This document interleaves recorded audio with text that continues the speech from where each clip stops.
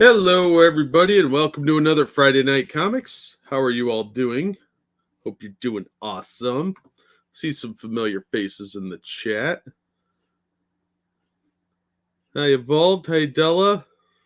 Hey, Nobody. Oki. Tall Person. Gladius. How you guys doing? Hey, Shady. You talked about your pee habits? That's weird. I had to go to the bathroom as well. You're welcome for that knowledge. Hey, James.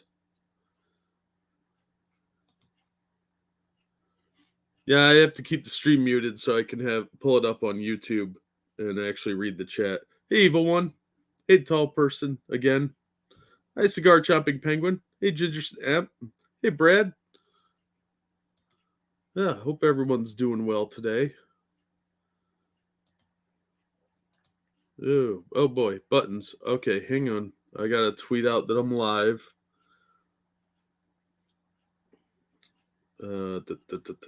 Buttons are hard. Then we'll get into some shenanigans. Remember, if the stream dies, just wait around 5 minutes. I'll be back because my internet sucks.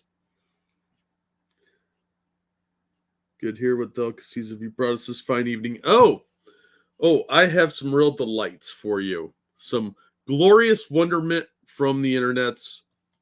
And if you're a D&D fan, you are not going to be happy today. It's actually a bit of old news, but we're going to cover it anyway because an image finally came out. So, yeah, I know it's been going around, so, I'm a shameless whore. But in the meantime, we've got some other news to cover. That'll be later on in the show to leave everybody on bated breath. I had to leave the AAA streams getting pissed off. Oh, wow.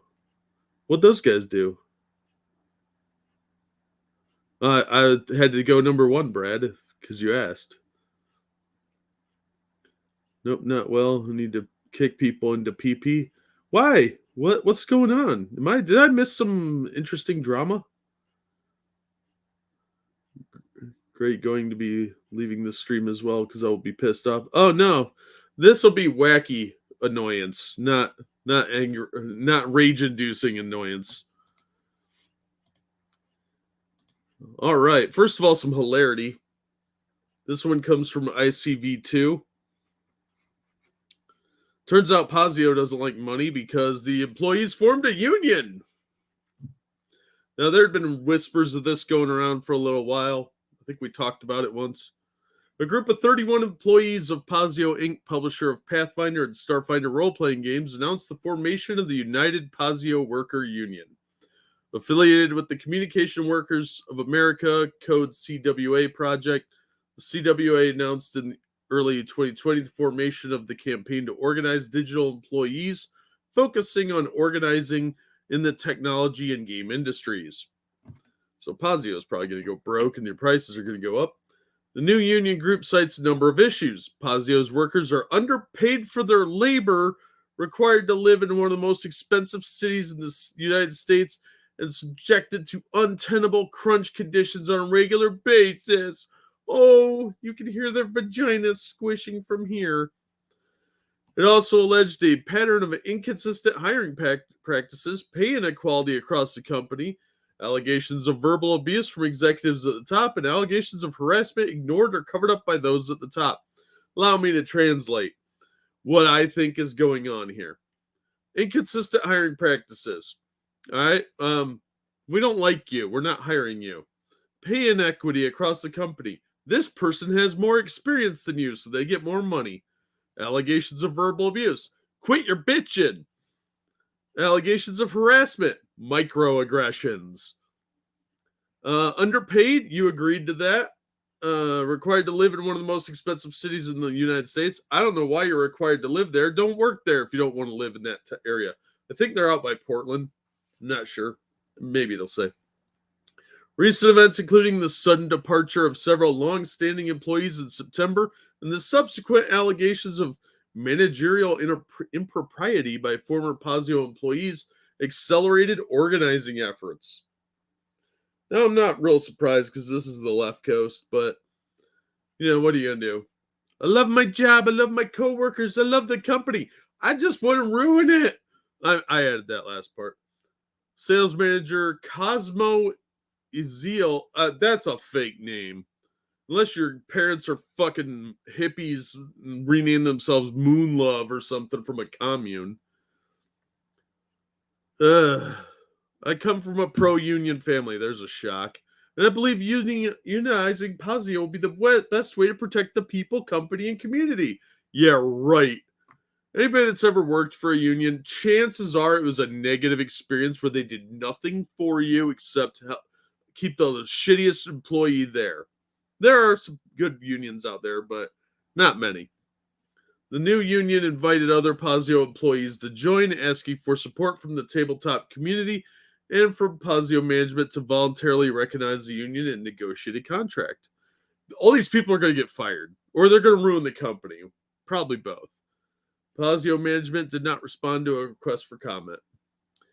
And the group said the new union is the first of its kind in tabletop role-playing games industry, and another nail in the coffin of tabletop role-playing. So get ready for that bullshit. So that's going to be a complete unmitigated fucking disaster for role-playing. The industry is just too small to support that. Oh, the news is pissing you off? I understand that completely. Stream in general, or you... people need PPKs. Oh, yeah, I understand that, James. I understand. Hey, for the win. How you doing, man? Fuck unions, damn parasites. That's all they've become. Unless you're like a boiler maker or a coal miner, those guys actually have dangerous conditions that need to be addressed. If you're just like Bob at the mill, chances are there's a lot of laws that have already done everything your union used to fight for. Now they just take your money and do nothing for you. Maybe they negotiate an extra 50 cents, but guess what? They're going to take that out in union dues. Without that, you'd probably be making more money. And the shithead that next to you that probably drinks on the job and does coke off of dead naked hookers, he's fucking getting his job saved daily because they can't fire him because they vetoed piss quizzes at the latest safety meeting. They'll do that to commute an hour and a half like most of my county. No, not likely. They probably all live in Portland. Still work for them, US? Yeah, pretty much. Pazio? I don't care. When you get pissed, look up the allegations of theft from fans and applicants that have been out there for years now. Oh, well, we might have to look at that. Let me just take a little note on that.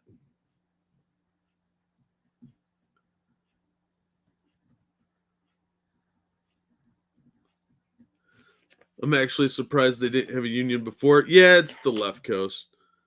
Yeah, sarcasm makes my life a lot easier. Unions ruin businesses. They used to be useful. Yeah, everything they've tried to do has been accomplished. $27 an hour? What? Fuck that. I could live like a king off 27, and even with a family, you can live really well with that. Hey, Spittle, how you doing, man? Still some more notifications. Weaponized nerd rage to the whole stream about it. Oh, well. I may have to look into that a lot further. Thank you, Cigar. Safety regulations took away a good chunk of the need for unions. Yeah, OSHA took care of a lot of that. I'm not pronouncing it Pazio. That's just as dumb as what I've been saying. I don't care about this company at all, so I have no respect for them. Well, wait, Popeyes? Ooh, Popeyes. I could go for some Popeyes. There's not one anywhere near me right now, though. Grandfather was a coal miner, and I can tell you fucked up union strikes. They went up. Yeah. I know a couple of ex-cops that had to bust up a coal miner strike, and there were like 3 of them and 200 union workers, and it was a bloodbath. They got their asses kicked. Then they showed up with 200 troopers, and, well, that fight went for the cops that time around. But yeah, coal miners, I get it, man. They need a union for safety reasons. Fine, that stuff's still pretty shady. But food workers union, really? Grocery store union? Come on. And this stupid your role playing game does not need a fucking union. Unions had a use a century ago. Yeah. Even like 60 years ago. But even then, there was a lot of corruption. The whole Jimmy Hoffa thing. Unions been corrupt for a long, long time. They do nothing but take employee monies and fight for the worst possible people. 60 miles? That sounds... I think I'm about 40 miles from one. The people who made Pathfinder. Yeah. A bunch of D&D supplements, basically. I heard good things about Pathfinder early on, but they went super woke with it, so I have no interest. Miners' strike in the UK. Oh, yeah, that sucks.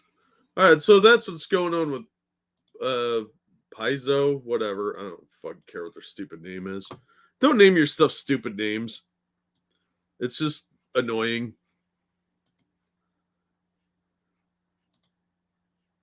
They went on strike because there were no mats in the shower. What? What, somebody couldn't spend $20 and buy them just out of frustration? Wow. Hey, Twisted, how you doing, man? Well, I guess if you're gonna strike, you can strike for dumb shit. White Castle is not Popeyes. White Castle is diarrhea in sandwich form. Yeah, they closed a lot of the mines here in Ohio and destroyed a lot of towns because of the EPA.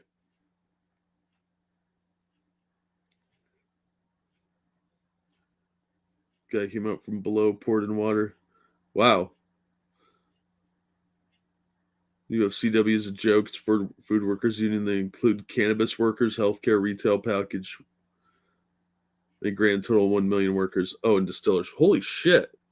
Yeah, it's you're just wasting money. Same with the Teamsters union. I know a couple of truckers. They're always bitching because the unions take a bunch of their cash. Hey, TOS. But this is really the wrong stream to be complaining about unions. But yeah, I got a lot of horror stories from those. Comic Book Resources tells us Katey Sagal hospitalized after being hit by a car. So Futurama and Sons of Anarchy star is in the hospital. According to TMZ, Seagal was reportedly hit in Los Angeles, California while in a crosswalk, and my phone decided to go off to tell me it's time to stream. When a vehicle is attempting to make a left turn. There were no arrests made. The driver allegedly exited their vehicle to assist Seagal after she was struck. Her injuries are said to be minor, and she's expected to be released from the hospital today. After several small television roles, Seagal was cast as newspaper columnist Joe Tucker in Mary Tyler Moore's show Mary in 1985, and then Peggy Bundy in Married with Children, and of course in Futurama as Leela, and then in Sons of Anarchy. Apparently, she's Dan's new love interest on the Connors.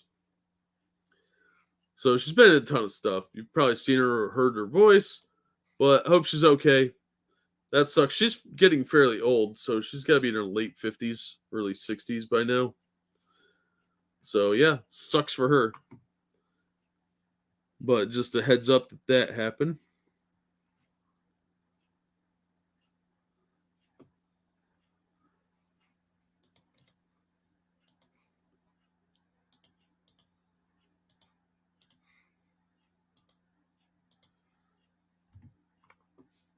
So there's the link if you want to check that out. All right, next up, let's laugh at Netflix. Or some idiots that used to work for Netflix, I should say. Oh yeah, like, share, and subscribe. Ring the bell for notifications. You guys know the drill. I'm going to try and stream or do little videos or something on this channel more often, but I really just have a messed up schedule right now, so I might do an extra stream here and there. I'm going to try to, but kind of got a lot going on. So just as a heads up, you might see me streaming over here occasionally at random times. From the Hollywood Reporter, Netflix fires employees for leaking confidential information about the Chappelle special. Netflix fired an employee for leaking confidential financial data to Bloomberg, resulting in an article published October 13th that detailed the cost of the special, The Closer, as it compared to other projects from the streaming service. We have let go an employee for sharing confidential information, commercially sensitive information outside the company. Yeah, you really want to get fired? That's a good way to do it. We understand this employee may have been motivated by disappointment and hurt with Netflix, but maintaining a culture of trust and transparency is a core to our company.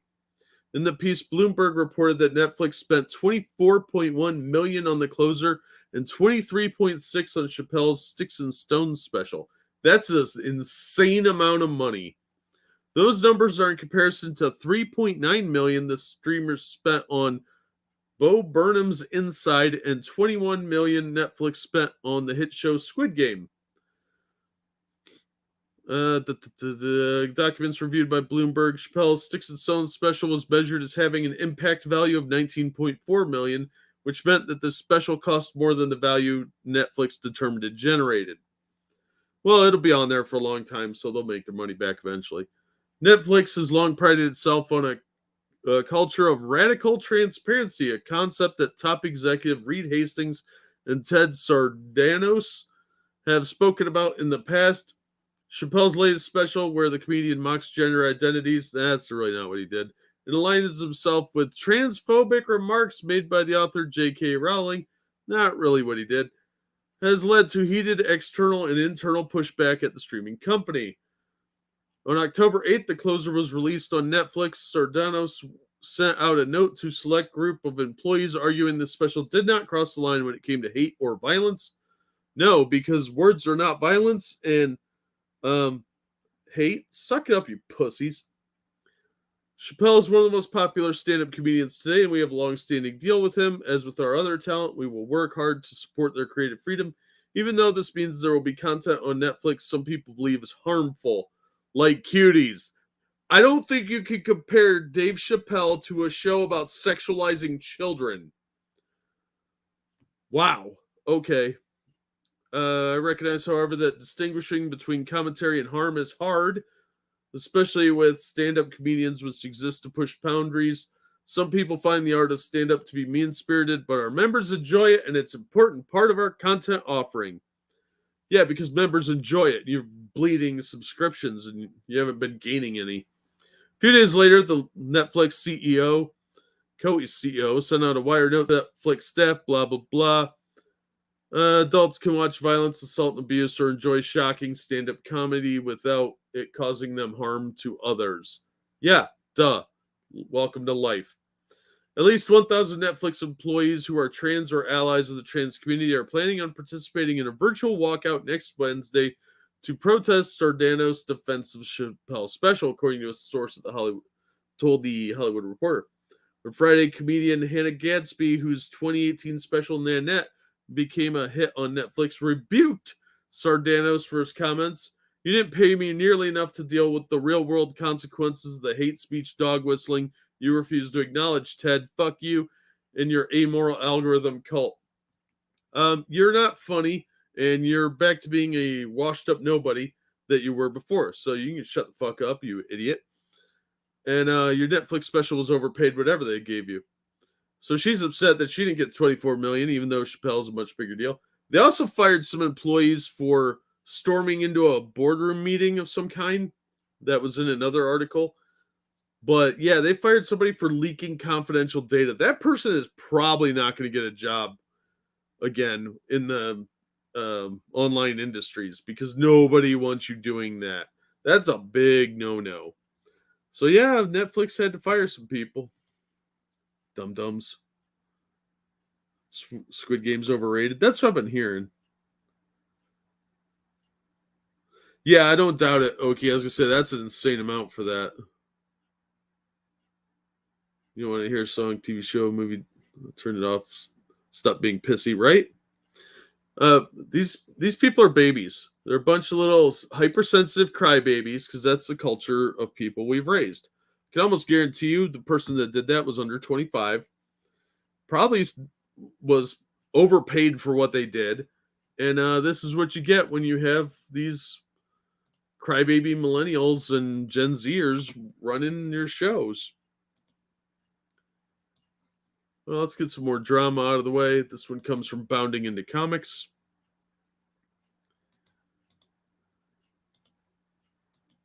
Judge rejects Amber Heard's latest attempt to dismiss defamation lawsuit filed against her by Johnny Depp. That's probably the look she made in the courtroom. What?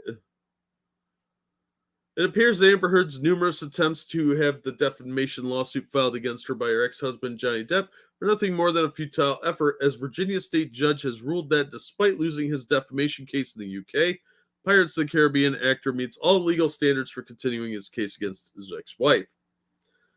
Now, this is kind of an expansion of what we talked about previously. Prior to Fairfax County Judge Penny Azcarate's recent October 12th ruling, Heard's legal team had twice petitioned the court, albeit both times unsuccessfully, to have the defamation suit thrown out on grounds that because Depp had lost his UK wife-beater defamation case against the Sun on related grounds, the actor's U.S. lawsuit had no merits. Heard's lawyers were seeking to have the Aquaman star's third and likely final, given there is no other legal body to escalate the request to, attempt to dismiss the case escalated to the Virginia Supreme Court in an attempt for the state's highest to rule in their favor.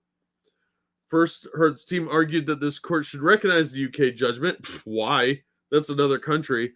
A request which was quickly denied by Azcarte, who stated the defendant's claim that refusing to recognize the UK judgment in this case would set a dangerous precedent is unfounded.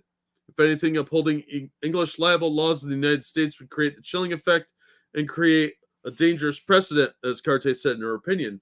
Accordingly, this court is unpersuaded by defendant's argument. They forgot a quotation mark right there. Next, her lawyers asserted that she was afforded privity, a legal concept precluding a party or a party's privies from litigating a factual issue determined in the prior litigation. In response, as Carte ruled in August that Heard was not privy to this luxury, because although the claims are similar in the sense they both relate to claims of abuse by plaintiff, the statements are being defended in the UK case are inherently different than the statements published by the defendant. In fact, as Carte said, defendant could not, emphasizes hers, have been named the defendant in the UK litigation because her allegedly defamatory statements were made after the UK action commenced. She looks like she's about to smoke a okay. In the third and latest attempt to dismiss Heard's attorney, Elaine Charlson Bedhoft, reasoned that because some legal facets, I can't talk today, some legal facets of the case, for example, whether Depp is barred from litigating issues covered in the UK, have not been fully decided, the defamation lawsuit should not move forward. However, as reported by Courthouse News Services, as Carte ultimately determined that, in her opinion, the defamation claim in the UK was based on completely different statements than the present case. In support of her argument, as Carte also went through each legal standard required to send the case to the Virginia Supreme Court and concluded the defamation case didn't qualify for escalation.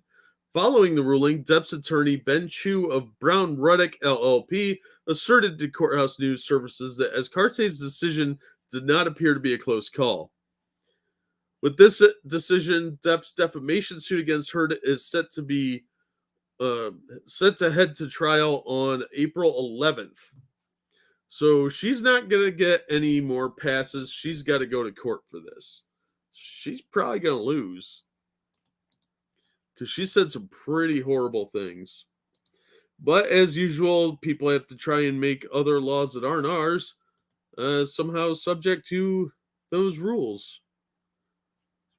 As God wills move, it's only 2 hours. Squid Game is 8 hours. Oh, wow. Yeah, I don't really have any interest in Squid Game. It sounds like lazy shock value.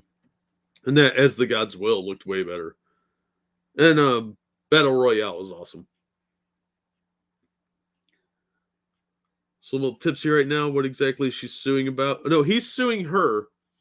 He's suing Amber Heard for defamation because she accused him of spousal abuse. and all these other derogatory things. So what happened was he tried to sue the Sun over in the UK for defamation because they went forward with just her accusations. And apparently it wasn't true. And he has recordings of her, and she's made statements to other people about setting him up, that sort of thing. So now she's getting sued by him in Virginia for making statements on the Twitter machine and various other outlets that were basically depriving him of work because he lost like the Pirates of the Caribbean and some other stuff. And she apparently was the abuser. Good About Time too, nasty piece of work. Yeah, she's a mean bitch from the sound of it.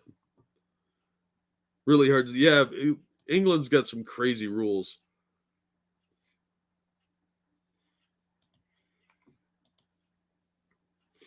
All right. Got it. F her. Yeah. I don't know how she managed to keep her Aquaman job unless she was like, you know, because she's a spousal abuser. But I guess if you're a woman, you get pussy pass on that.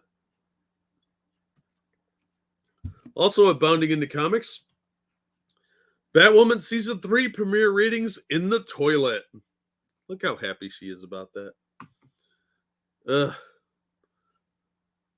Oh, they got Batwing suited up. The premiere episode of the third season of Batwoman saw its ratings plummet. Like they could go much lower? What, you got negative viewers? TV series finale reports the first episode of season 3 of Batwoman was only viewed by 458,000 people and had an abysmal 0.1 rating in the 18 to 49 demographic. Who the fuck is watching this show? 458,000 people? Where? Is that the only station they get? Total viewership nosedived 30% from season 2 premiere, and the demographic change dropped 33%. The season 2 premiere saw 659,000 people tune in. It had a 0.15 in the 18 to 49 demographic. Not only did viewership plummet from the season 2 premiere, but the season 3 premiere was actually the worst. Was actually worse than. No, that's not a sentence, guys. That's not how that's done. The season 2 viewership and the ratings averages. Season 2 average viewership per episode was 495,000 with an average rating of 0.12 in the 18 to 49 demographic. Wow. So even like the later on episodes where you usually get your dip, were better. Whew. Well, this is the first episode of season 3. It's not the show's worst performing episode. It is decisively in the bottom half.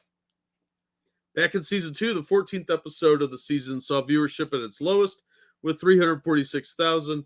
It also had an abysmal 0.10 rating in the 18 to 49 demographic. It was one of the 2 episodes that saw viewership dip below 400,000. Episode 13 was only viewed by 399,000 individuals. It had a 0.11 rating in the 18 to 49 demographic. The 18 to 50 demographic really is the key demographic. That's your college kids and your single parents and single people and lonely middle-aged people that are rubbing one out to the chicks. If you didn't think these numbers are abysmal, the Flash Season 3 premiere back in 2016 saw viewership of 3.1 million with a demographic rating of 1.26. It only had 11% drop in viewership from the Season 2 premiere. Arrow Season 3 in 2014 saw its premiere watched by 2.8 million people with a 1% in the 18 to 49 demographic. Its viewership increased over 3% from the Season 2 premiere. Legends of Tomorrow was 1.7 million with a 0.57 rating, which is really bad.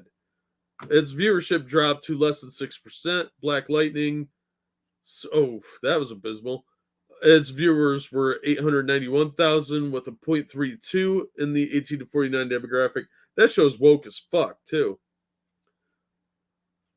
Yeah, this is bad. Wow, how's this show still on? I mean, it's still more people than I thought were watching it with 458,000, but I'm pretty sure that's like people at insane asylums and in group homes that are just parked in front of the TV and chained down there or left unattended by staff, and they're forced to watch this drivel. Black Lightning was eventually canceled after its 4th season. The season 4 premiere was viewed by 515,000 people. It had a 0.15 rating, so this show's way on track for cancellation. Season 4 finished its viewership with 406,000, which is more than this premiered at. And that only had 6 episodes. Given performance for season 3, it's more than likely the viewership will below 300,000. Sometime this season, the demographic rating will also get below 0.5. Yeah, it wouldn't surprise me. As for whether or not the show's quality improved, YouTuber Heels vs. Babyface says, having watched this episode, the show is not getting any better. He added, if you're into absolute trash, garbage, nonsensical, stupid TV, I have a show for you. We're talking some of the laziest shit happened in this episode. Yeah, from what I've seen of last season, because I watched a couple episodes, it's really, really bad. Like, not even where you could make fun of it bad, just the storylines make no sense. Everything's just kind of paint by numbers, point A to point B to point C, but there's no real linear connection to anything. They just sort of figure stuff out, and her costume can do whatever they need it to do. It sounds like those are the US ratings, but it wouldn't surprise me if that was worldwide. Oh, he reviews every episode. Ooh, why? So retrieve shock face from laundry, right? Should have been canceled last season. Yeah, 3 seasons is the benchmark for calling a show a success. Yeah. I don't think it's getting another season. I'd be shocked if it does. Yeah, they almost certainly did this just for content for the streaming services. I think it's since DC merged into HBO Max. I'm sure. I know it's on there. I know Titans is, but I want to say it's on there. It's where I watched it, but they're just doing it for content because they've cut the budget. They've got a bunch of nobodies on there. Bridget Regan is probably the most recognizable name. She's playing Poison Ivy, and she's actually a decent actress, I think. But she's been on a bunch of low budget shows, and that's the biggest name the only name I know of anybody on that show.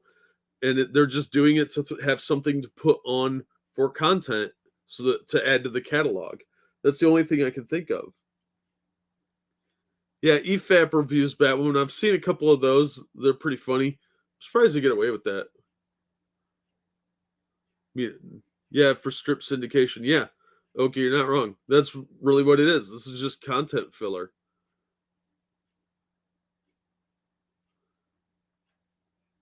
I've never seen the show, but his reviews are funny as fuck. I don't really watch him. I'm not a big fan. So if you send me that, I'm not gonna watch it. Sorry, I just don't have the time. I'm sure he's fine. That's just not for me. He shouts a lot, and he's British, so there's that. Hey, Evil Ferret, how you doing, man?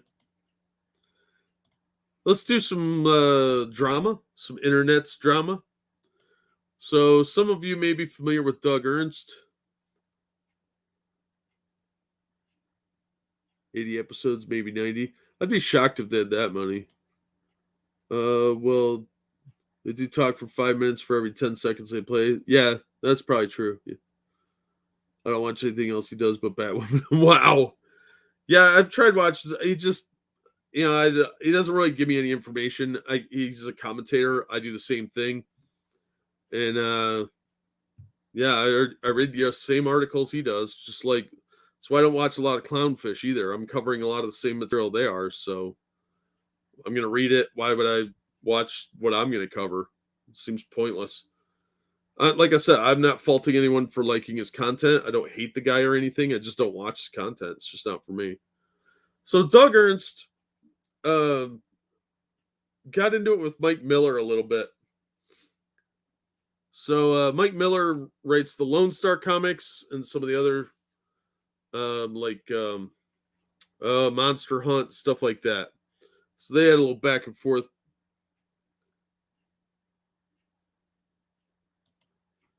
And he said, gloves off. Mike Miller's the type of guy who waits until a man dies of COVID to throw him under the bus for a late book. Gross. Who uses a mailing list to backers to bash a man who just died? Answer, Mike Miller. Pros are often their worst enemy. Mike calls... Okay, well, let's look at what Mike actually said over here. Stupid thing. So this is what Mike sent out. First, an update on Lone Star, Monster Hunt, and Shadow of the Conqueror. Lone Star, I fired the other colorist because he wasn't turning in pages. Okay, that's legit. Hired an awesome new colorist who isn't turning in pages. Better fire him too. So if anyone knows who is a great colorist, please contact me. Monster Hunt is well on its way to being done. Colors are just being edited, I believe, and once it's lettered and designed, it's good to go. Well, if the colors are being edited, why don't you have that colorist work on the other book? Shadow of the Conqueror, I'm just waiting on Shad to press the go button. He's waiting on a quote from our printer about the leather-bound editions. Oops, did I say that out loud? But unfortunately, our printer's assistant who was handling our project not only dropped the ball, he also died of COVID. Like a bastard. So we're working with the boss now. He's trying to get all the files to take care of business while mourning the loss of his best friend. That's a kind of shitty thing to say. The printer's assistant dropped the ball and then died. Yeah, I can see why the phrasing here is pretty gross. And that's what people said. Mike calls death from COVID dropping the ball. How's the supposed Christian speak so poorly of the dead? Mike, don't unblock me. I'm better off with your hypocrisy and fragile ego. This guy said, I have 2 cases in business where someone on the other end of the deal passed. This is a really bad way to handle a vendor death. I'm blown away how casually something so serious is mentioned, let alone using it to say, not my fault, I'm late.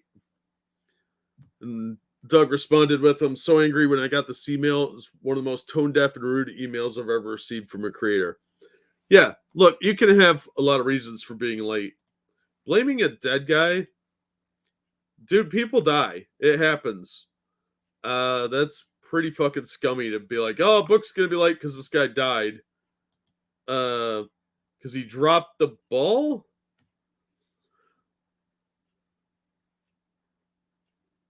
I have no idea who either of these guys are. Doug Ernst wrote a book called Soul Finder. He used to be a reporter. I think it was for the Washington Examiner. He works over with Tim Lim over at Iconic Comics. Mike Miller used to do a bunch of covers and stuff like that. He did work at DC for a while, I think on Injustice. Co-owns Alias Enterprises, prints a bunch of Christian stuff. Oh, okay. Hey, Road Dog, how you doing? So yeah, this was a really shitty way to say you're going to be late with something. It was poorly worded. And Mike seems to have this habit of putting his foot in his mouth. So I thought it was worth mentioning because I think it really is going to push a lot of backers away from his Indiegogo by doing stuff like this. And he does come off as a very abrasive person sometimes. I don't know the guy. I don't know his heart or whatever. But it does come off as kind of shitty. I'd personally read that as a joke because that's how I think. But yeah, that's not what you should say. Yeah, you don't send that out in a professional email. It lacks any ability to put nuance to it. So if you are making a joke, which still a little crass as a professional, you do it in live stream. But what he should have said, unfortunately, the printer's assistant passed away, and that led to some scrambling to get the files retrieved and all this. There was a much better way to phrase that. Maybe he dropped the ball because he was sick and then he died. Not like some COVID experience gave you time to hand over the project to the relevant people. Yeah, if the guy was sick and didn't have the time, that's not dropping the ball. He was sick. Oh, they sold the rights? Wow. A more politic way of saying it, a politic way would be our vendor had a death in the office, so we're trying to work with them on it respectfully. That would have been the appropriate way to do it. Instead, he made it sound like he was bitching at the printer to hurry up and find these files, even though one of his best friends apparently died. That's not really a good look, Mike. I have the same bad habit when I'm drinking. Foot goes right in the face hole. Yeah, but I don't think he's a drinker. And this is a professional email to his backers. That's not a good way to retain backers. Gerald Ford, Kennedy dropped the ball in Vietnam, so I'm taking over now. Yeah, but he was with his family during that time and not working on your book. Yeah. Johnson, not Ford. How'd I do that? Well, everybody kind of fucked up and numb. So, but yeah, Mike Miller is his own worst enemy when it comes to this stuff. Don't try and make funny jokes in your emails. It comes off as crass and abrasive. You'll lose backers, man. If you're trying to make your money doing that trying to be professional and get people to back your projects, you don't want to come off like a giant a-hole. It's not a real good look. So that's the drama. Got to get that in there for the views and clicks. You know how it is. Let's go over to ICV2 again. And that is where we find out that Penguin Classics is going to publish collected editions of Marvel Comics. Penguin Classics will publish comics for the first time next year when it launches Penguin Classics Marvel Collection, a series of anthologies of Marvel comics, each focusing on a single character. They used to do this in the long ago in DC and Marvel. Marvel, mainly, they did Son of Marvel Comics, Marvel Comics Origins. They would do these, what we would call trade paperbacks, where they collected origin stories or key issues, that sort of thing, because they didn't do reprints that much. And they were real big in the 70s. My library had them when I was a kid, and they were great. That's how I was introduced to a lot of characters. And Stan Lee really pushed that. And it looks like Penguin is doing this now. Each volume in the collection will be published in two formats: a paperback with familiar black spine and a deluxe hardcover with gold foil stamping, gold top stain edges, and end papers decorated with art from the comics.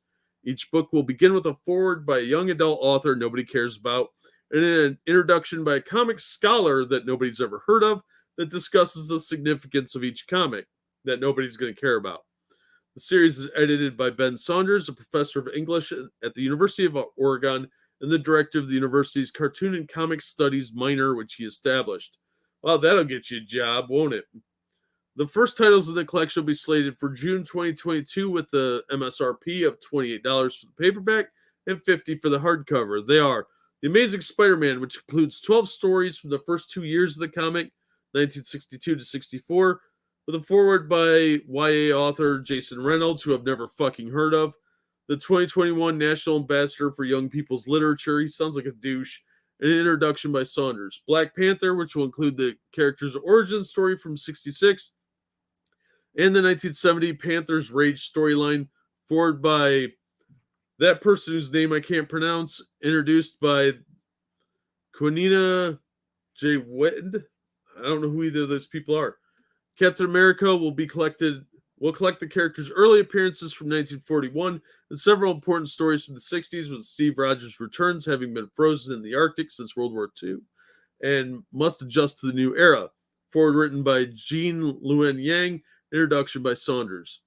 In the publisher's announcement, Sven Larson, Vice President of Licensed Publishing at Marvel Entertainment, said it was a remarkable honor to have Marvel Comics included in the Penguin Classics. From the Odyssey to the Time Machine, Penguin Classics not only recognizes the most important works in storytelling, but also places them in important historical and cultural context. Spider-Man, Black Panther, and Captain America have become the bedrock of countless stories across media. It's a testament to the genius of Marvel's writers and artists that these characters resonate so strongly today. Let's take a look at the cover gallery. So there's the Black Panther one. That's actually a pretty cool cover. Oh, Don McGregor. There's the paperback version. Still pretty cool. There's the Captain America hardcover.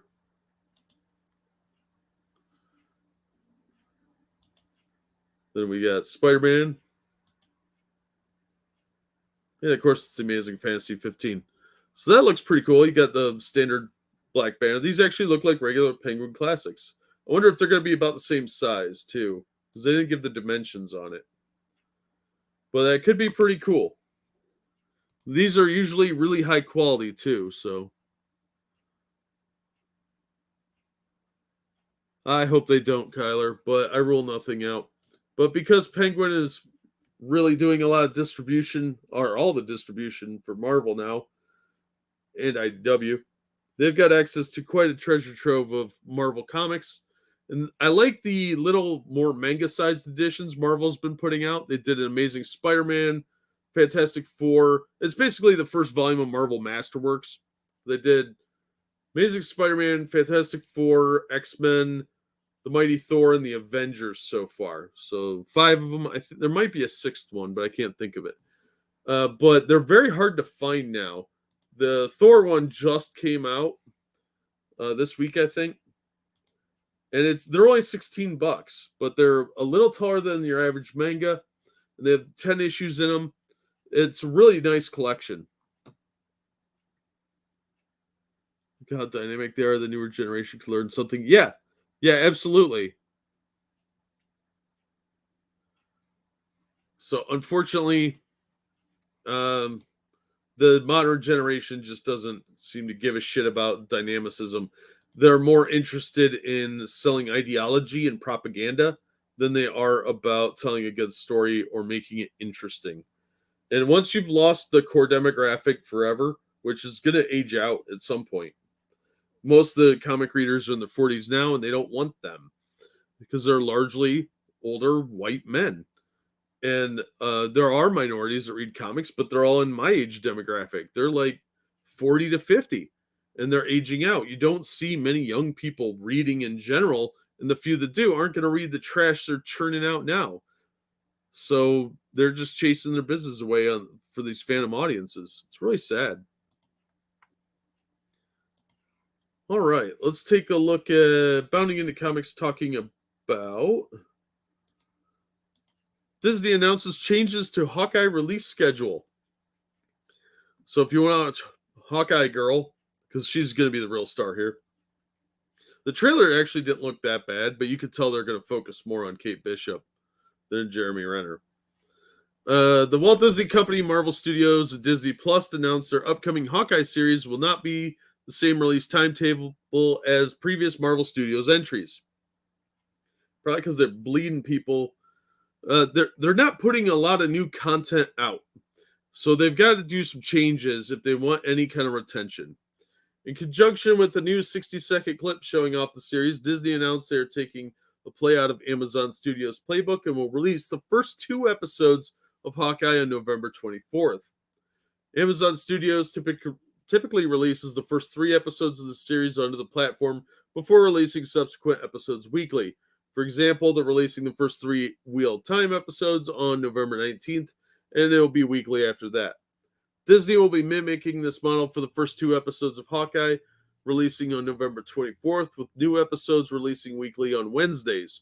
Previous shows like The Falcon and Winter Soldier and Loki released each episode weekly. However, WandaVision did release its first 2 episodes on the same day. First season of Hawkeye is only 6 episodes long, so this thing's probably going to be a shit show if they're releasing the first 2 episodes. I don't know about this. The official description of Hawkeye states Marvel Studios' Hawkeye is an original new series set in the post-blip New York City where former Avenger Clint Barton, a.k.a. Hawkeye, has a seemingly simple mission: get back to his family for Christmas. It's reverse Home Alone, or Home Alone 2 specifically. The description continues, but when a threat from his past shows up, Hawkeye reluctantly teams up with Kate Bishop, played by Haley Steinfeld, a 22-year-old skilled archer and his biggest fan, to unravel a criminal conspiracy, and then she's going to take over at Girl Power. The series also stars Vera Farmiga. She's the chick that in the Conjuring movies and in the Godzilla movie. Fra-Fee, don't know who that is. Tony, I don't care about these people. I don't know who most of them are. Maya Lopez, for those of you that don't know, is Echo, and she has sonic powers. She might also be in the Venom movie. I'm not sure, but she's got sonic powers, and she was more of a Daredevil character. She, I think, was Ronin for a while, But she eventually is Echo, and she now has the Phoenix power if you look at the Avengers books. She got the Phoenix Force. So this, I have zero faith is going to be any good. If it's as bad as Winter Soldier, I would not be surprised. Loki was better than Winter Soldier, and that was woke as fuck.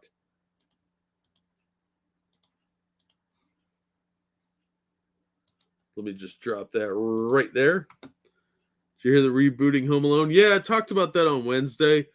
It's a reimagining of the original, and it looks fucking dumb.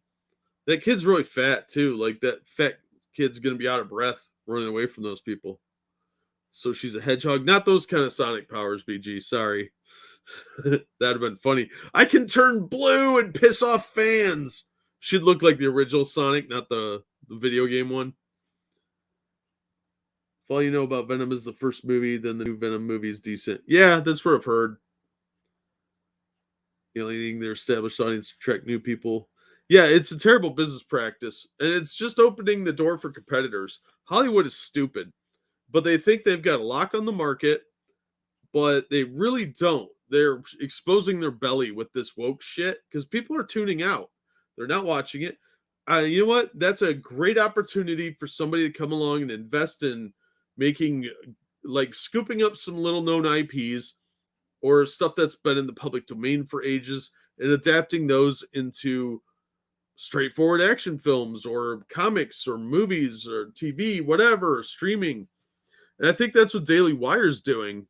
Say what you will about their politics, they are making a smart move by picking up some of these distribution deals. They had that movie Run, Hide, Fight, which is really well acclaimed by genuine people. And they have a new one called The Shut-In, which looks really cool, actually. And they're doing that movie with Gina Carano. They're getting more into the culture. And that's probably going to pay off for them. It seems to have worked out really well with the Run, Hide, Fight that had Thomas Jane in it. He's a good actor. Buzz seems to be in it. Have you seen the trailer? Yeah, Buzz is apparently not playing Buzz, but yeah, the same actor's in it. Took me a week to finish watching Black Widow. It was boring. Fight scenes were okay, but yeah, it's a very C- action movie. Like, I'd watch it again, but yeah, the ending was kind of stupid. It was just okay. I'm not going to say it was awful, but it wasn't great. And there were too many one-liners. Everybody was trying to make a joke all the time. Not everything's a fucking joke. You have one person who cracks jokes. That's it. Yelena was doing the best at it. Everybody else should have played it straight. You can't have everybody cracking jokes. It takes away too much from the tension and turns it into a silly movie. Asian market is making a killing breaking into American markets because of it. Yes, it is. Absolutely. The Asians are making straightforward movies. They don't want this Pazio nonsense filling up their streams, filling up their movies.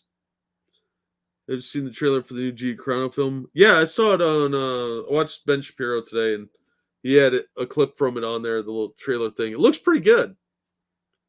I'm interested to see it, and that Shut-In movie looked really, really good. I might have to get a Daily Wire subscription if I come up with the money, because I kind of want to see that Shut-In film, and that's the only way you can do it is to join their service. Yeah, like Abbott and Costello worked because Costello was the jokey one, and Abbott was the straight man. Everything was super serious to him. It was all, they were taking every situation as if it was a real thing. And when you're self-aware about the fact that you're in a movie, it generally takes away from it. Deadpool is an obvious exception, but an exception in this case does not disprove the rule. The Sharknado movies could have been classic B movies, but they're too self-aware. That's why they're just fun B movies and not classics. They'll have a certain amount of cult status, but they're not going to achieve the same thing Plan 9 from Outer Space did, where everybody was taking it super serious, even though they knew they're a cheesy movie. That's what makes the difference between it. That's why like these comics are failing, is because the characters are taking everything less seriously because the creators are making it less serious. They're making the characters self-aware, and it's that tee-hee humor that doesn't last. That doesn't hold up over time. It makes the book boring to modern readers, and in 5 years, it's going to look like even more dog shit than it does now. They're all fed scripting tropes into a computer and spits out scripts. That wouldn't surprise me at all. That wouldn't surprise me at all, Gladius. Nick Cersei's in the Gina film. I like him. Yeah, he's a good actor. Those K-dramas actually advertised a few times on YouTube. Nice. Hey, Kitty, how you doing? In the trailer, they show the name tag McAllister, so I assume it's actually Buzz. It might be. It might just be an in-joke, too. I don't know. They're calling it a reimagining, so I take that for what you will. I think it doesn't look very good. It's cringe to see the heroes do selfies. Yeah, it's fucking stupid. Grow up, you know? When your median target audience is in their 40s, it makes it look like you're trying too hard. And the kids don't give a shit about your little woke bullshit. They're not reading that crap. They're not reading comic books. But they are reading manga. And what does manga have?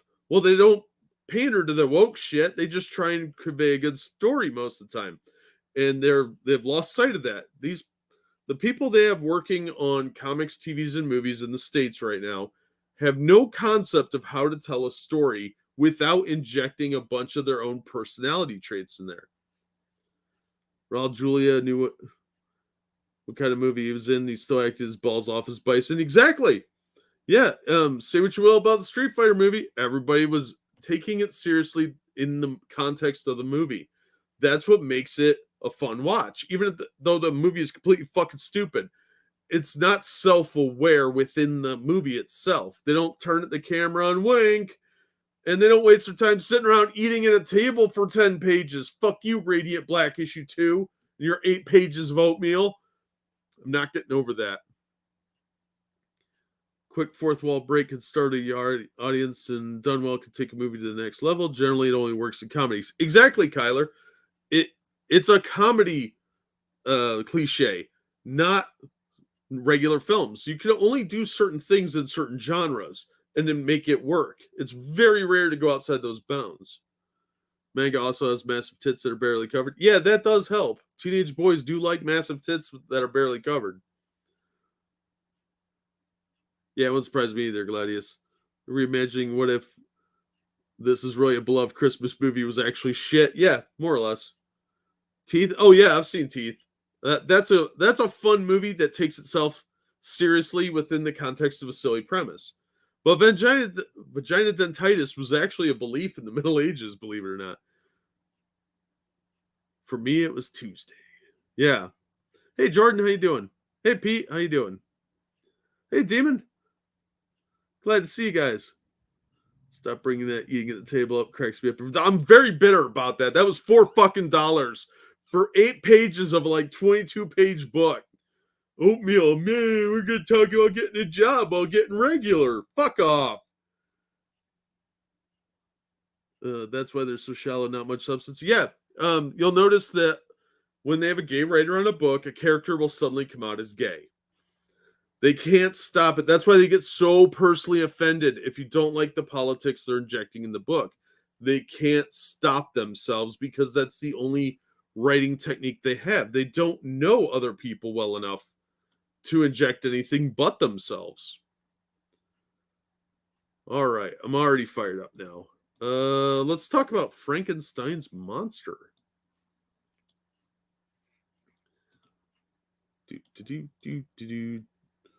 Just FYI, I know me and Woo just posted some new videos. Oh yay! Is that that cyborg chick from China with the big fake hooters?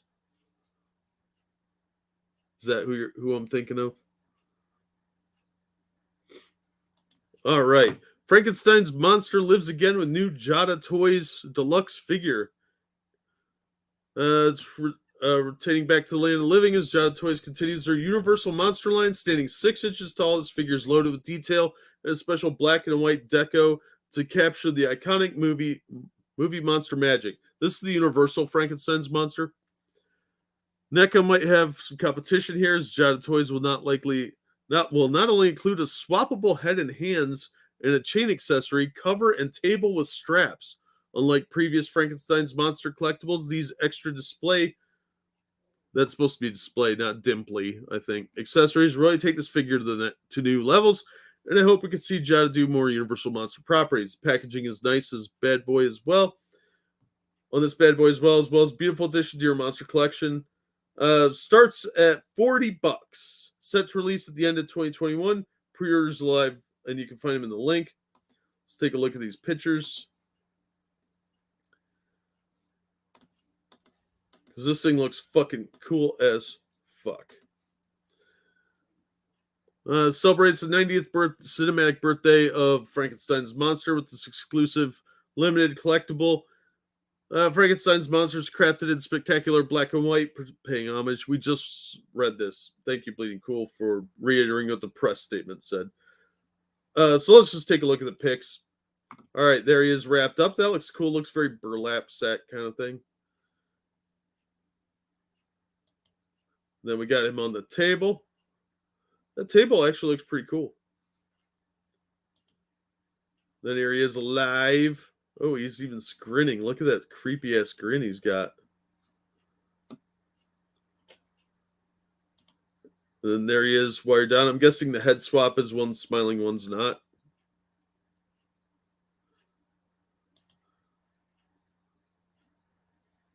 All right, that looks pretty fucking cool.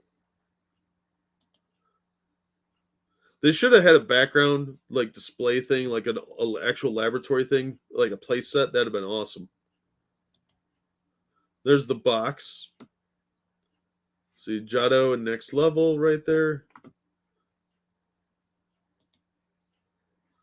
All right, you got to assemble the table, restraints, chains, swappable head. Yep, grinning and not.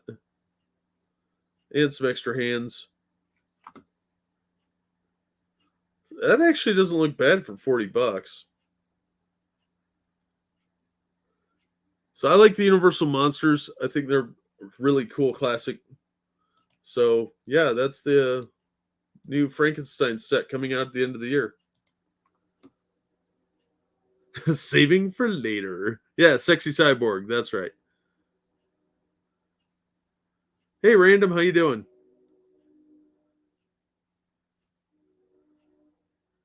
Some characters suspiciously like the right. Yeah, they do more often than anyone cares to admit. No personal life experience, no story shared between friends or adventures and near misses, nothing but Tumblr fanfics to inject. You are not wrong, good sir.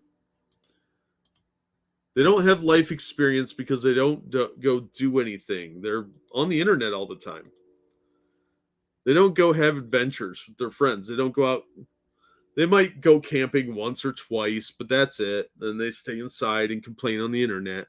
But they don't go out and experience things. They don't go to places. They don't learn history. They don't learn anything about universal mythologies. They've never heard of Joseph Campbell more often than anyone would want to admit. So it's not surprising at all.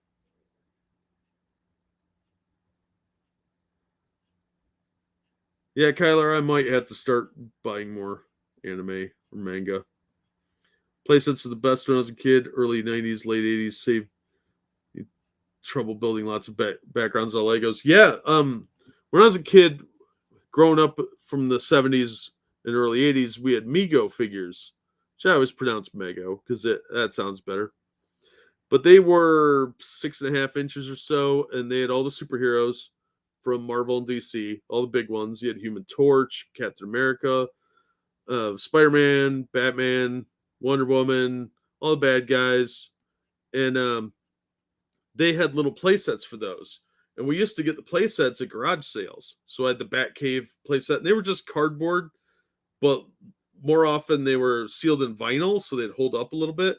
But they had ones for the Batcave. They had this castle thing, and they had a Wizard of Oz castle, and they had one for the Hulk, but I don't remember what that was. It was like a laboratory or something. So they had all these different theme ones, and that was really cool. And then later in the 80s, you had play sets for like superpowers, and even in the late 80s, you had Teenage Mutant Ninja Turtles, and you had everything in between from like He-Man and Thundercats. Play sets were the shit. And when you were a kid, that's what you wanted, was those big play sets. So I loved those things. Hey, Hyman, how you doing, man? I haven't seen you in a while. Can't watch teeth. Yeah, it's pretty fucked up. Naomi Wu became funny after she got arrested for being gay after the Western media turned her in because they were jealous of her. Now she's a CCP defender, if not exactly a shill. She has to be a shill, or they'll arrest her again. And you do not want to be a woman in a Chinese jail. I can't even imagine what was done to her in jail if she did get arrested in China. She probably got a re-education of sorts. Yeah, so she's got to suck their dick. John Kent sucks. Yeah, literally, quite literally, 1987. How's it going, man? Had the Enterprise Bridge. Oh, I always wanted that one.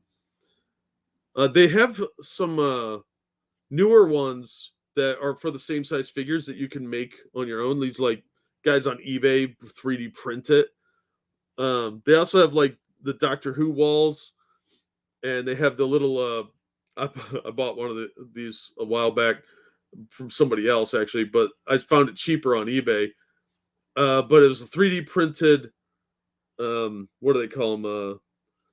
Pylons from Land of the Lost, and it's inside is a little light up table that they used. I thought that was so cool. But you can find all that stuff 3D printed on eBay. I'm sure you can find the 3D printing stuff online too if you want to make your own. Ridley figure from Metroid's almost 2.5 feet tall. Wow. The only comic I got into as a kid was Spawn. I bought that in college. You can mix and match between franchises. Absolutely. Star Wars Droid Factory. Oh, I got one of those at a garage sale. I wish I had it. Lost it. I lost it in a flood. Most of my Star Wars stuff went through a flood and went bye-bye, along with most of my Masters of the Universe stuff. I still have Castle Grayskull and like 10 figures, but there might be some more hidden around at my parents' house. But yeah, I lost most of my toys to floods, including my Superpowers playset of the Hall of Justice, which was a really cool playset. 3D printing website, so I would change some passwords. Yeah. They only made a remake of Land of the Lost. Oh man, I would be afraid they would make one at this point. Land of the Lost was a really well written show. If you ever get a chance to go back and watch it, you will see some names that worked on Star Trek on there, like Fontana. There were some really good sci-fi writers working on Land of the Lost. For a kids show, that was pretty impressive. Never had any boy toys as a kid, mostly board games and books. That's understandable. 4-foot Darth Maul figure. Holy crap. That's pretty badass. That stuff is valuable now as your generation ages. Yeah. I bought a Technodrome at where was it? A Meyer store in Columbus for $10 a couple of years back. I did a video on it. That's on the Patreon now because you can't have toy videos without YouTube jumping all over your shit. But yeah, I had the Technodrome one. I think that's scheduled for, if you guys are patrons, that should be showing up on Christmas Day, I think. Can't find my schedule book right now, so I can't give you the exact date.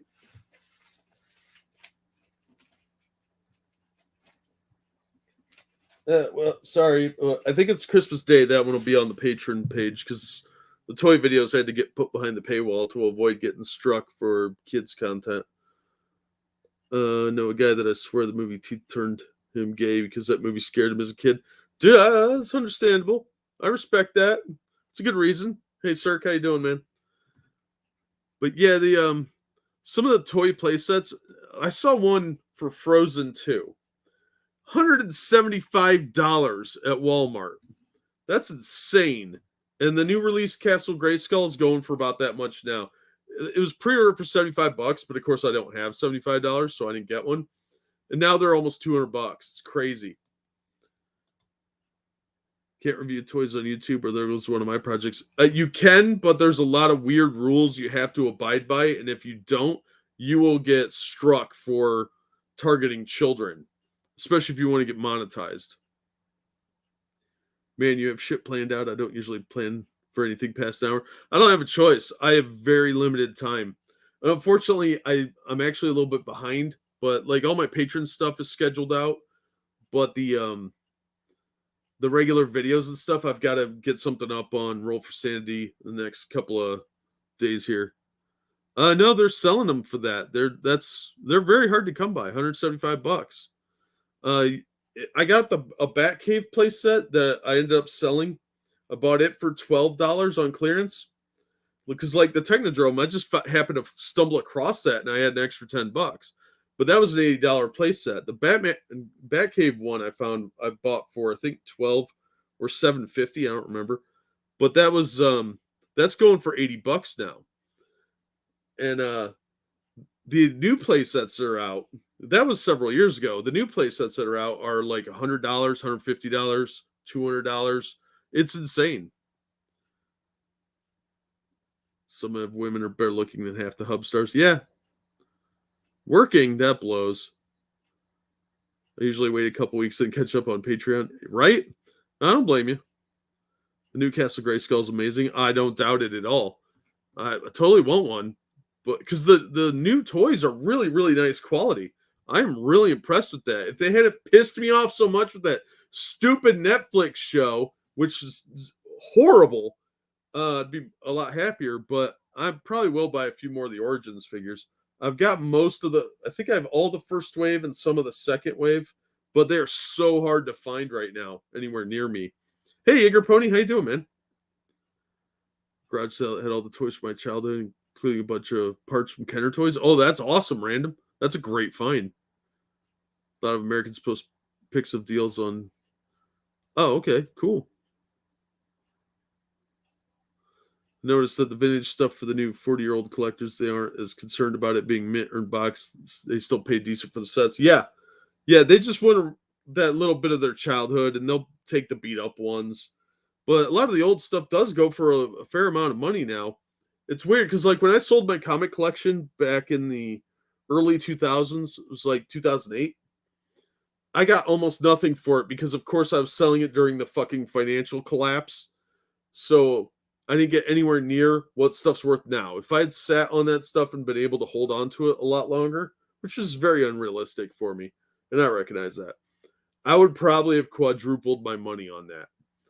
But like, even then, I sold my Hulk 180 and 181 for $1,000, turned around and bought another set for $700 and sold that for $1,500. So there, even in downtime, you can find stuff that's worth cash, but it's amazing how much stuff cycles around like that. And as we get older, the vintage stuff gets worth a lot more and harder to find because people get them, there's destroyed or they got thrown out or whatever. Yeah, Pete, the Origins figures are great. Yeah, the show's garbage. The toy line, though, for the Origins stuff is fantastic. I'm not that impressed with the Revelations toys. And they're way overpriced. Those are clearly for adult collectors, but they're just not even that visually appealing. But the toys I've seen selling really well from the Origins line. It's not just old guys buying them. I see kids buying them too. Because everywhere I go is just He-Man and Skeletor. I saw a battle armor, or what was it? Something Hordak, Lightning something, I think. And the battle armor He-Man and battle armor Skeletor. And those are the only ones I've been able to find that aren't just the regular He-Man and Skeletor. Which, by the way, they are releasing a new He-Man and Skeletor, I think early next year, where it's not the halves of the Power Sword and He-Man has a different face sculpt. So be on the lookout for that. They want that stuff to display on their wall. Yeah, absolutely. Yeah, I'd want to sit and play with it too. Like, just tactically hold it and look at it, put them on the vehicle, go vroom vroom a few times, then put it on the shelf. Ah, nice, Gladys. I had the Masters Universe board game. I sold it at a garage sale because that thing was beat to shit. Hate the prices on toys now. Don't see anything affordable for kids these days. Yeah, if you want an action figure, they have these like Ghostbusters figures. They're like $11. You can't find a reasonably nice quality toy for under $10. Oh, nice, Demon. Yeah, I sold all my Magic stuff a while ago. Even the stuff that I unbox, I give it away. I don't fucking care about it. Revelation stuff isn't bad, but the price is not going to happen for me. Plus, I don't like the show. Exactly, Oki. Hey, Kyle, how you doing? Oh, I hope you had a good nap. Play with it. Yeah. Yeah, run him around on the table for a minute and just think about all the fun times I had with them as kids and then put them back in a box and forget about them for another 5 years. Never watched T-Man. Seemed kind of in the closet at the time. Well, I was pretty young when that was on. Took 6 months to finish a puzzle recently. Estimated time of completion was 3 to 5 years. Yeah, good job. Figs work in both old and new vehicles, so cool. Yeah, nice. Do like the puzzles. Yeah, puzzles were definitely thinner back then. Hey, Duck Dog, how you doing? Why grow up if you can't act childish? That's a great quote. 100%. All right, let's get into our next article. Let's talk about Interview with the Vampire. This is from Cosmic Book News.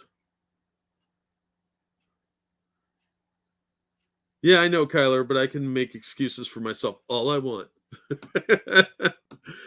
I was a very immature child, as you noticed. Interview with the Vampire cast Bailey Bass as Claudia. Kirsten Dunst was like 10 in that movie, and this girl looks like she's like 20. The AMC Interview with the Vampires cast Bailey Bass in the role of Claudia, the young orphan girl turned vampire played by Kirsten Dunst in the 94 movie. In the books, Lewis feeds on Claudia while thinking she is dead. Lestat saves Claudia and turns her into a vampire. The book describes Claudia as being a very petite in size, delicately shaped with long golden ringlets of hair and porcelain white skin. Huh. Jacob Anderson is playing Lewis. So yeah, that's gonna be a problem because Lewis was a slave owner in the book, so they're going in a different direction.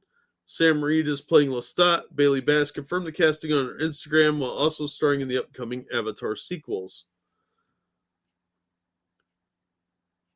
She doesn't look like a petite blonde girl. So we're getting a lot more race swapping. She's not, that kid wasn't even a redhead. Why are you trying to destroy this kid? Another redhead bites dust. In this case, it's a blonde girl. They're remaking the movie. They're turning it into a TV show, apparently. Oh, okay. Have fun, dude. Thanks for swinging by. Some more movies I won't see. Yeah, if you're watching AMC, you're probably not going to catch this. She's doing the soy face, too. That's really annoying. Yeah, this pale little blonde. Well, I guess she does kind of have red hair in the movie. So yeah, another redhead swap. So get ready for more lazy race swapping nonsense for the sake of woke points. I have no faith this show is going to be any good. Yeah, absolutely, Pete. Hate facts. So if you were looking forward to this, I'm sorry, but it's probably going to be dog shit. Look, this chick might be a perfectly fine actress, but they're going to wedge in more PC bullshit. And you know they're going to have a bunch of slavery commentary because they have to. Because that's everything now. It's fucking stupid. It's just so lazy and unimaginative. Our culture is really taking a downturn. It's really sad. Yeah, exactly, Random. They're vampires are an allegory for the gingers. Let's talk about Doctor Who for a couple of minutes here. First I've heard of it, last I'll think about it. Yeah, you'll probably hear me complain about it a few times. Let's keep one after being turned. No, they are rewriting the character because the slave owner character, Lewis, is played by a black actor in this new version. So they are almost certainly going to get rid of the slave owner aspect, and he's going to end up being like a runaway slave who saved this girl or some bullshit. No, this is going to be shit, Doctor, Random. But first, we'll do the less annoying article last. So let's talk about Russell T. Davies. Now, everybody had hopes that he would come back to retcon the Timeless Child. Well, kids, buckle in because he's not going to do it. CBR tells us Russell T. Davies already proved why he won't retcon the Timeless Child. Russell, for those of you that don't know, this is probably in the article, but there's a story called The Timeless Child where they destroyed the Doctor's origin he is now an alien from another dimension that the Time Lords kidnapped, and he was capable of regeneration, so they forced him to regenerate millions of times so that they could learn how he did it and steal that information. And of course, that first Doctor was a proud black woman, a strong, independent black woman that didn't need no man. So, of course, they had to do that. What is this interview for the Vampire first time recently? It was really okay. Turning it into a shitty remake. Film is really, it'll probably do okay on TV. They'll fake it if they don't. So here's Russell T. Davies. Imminent return to Doctor Who has fans excited for new stories from one of the series' most beloved writers.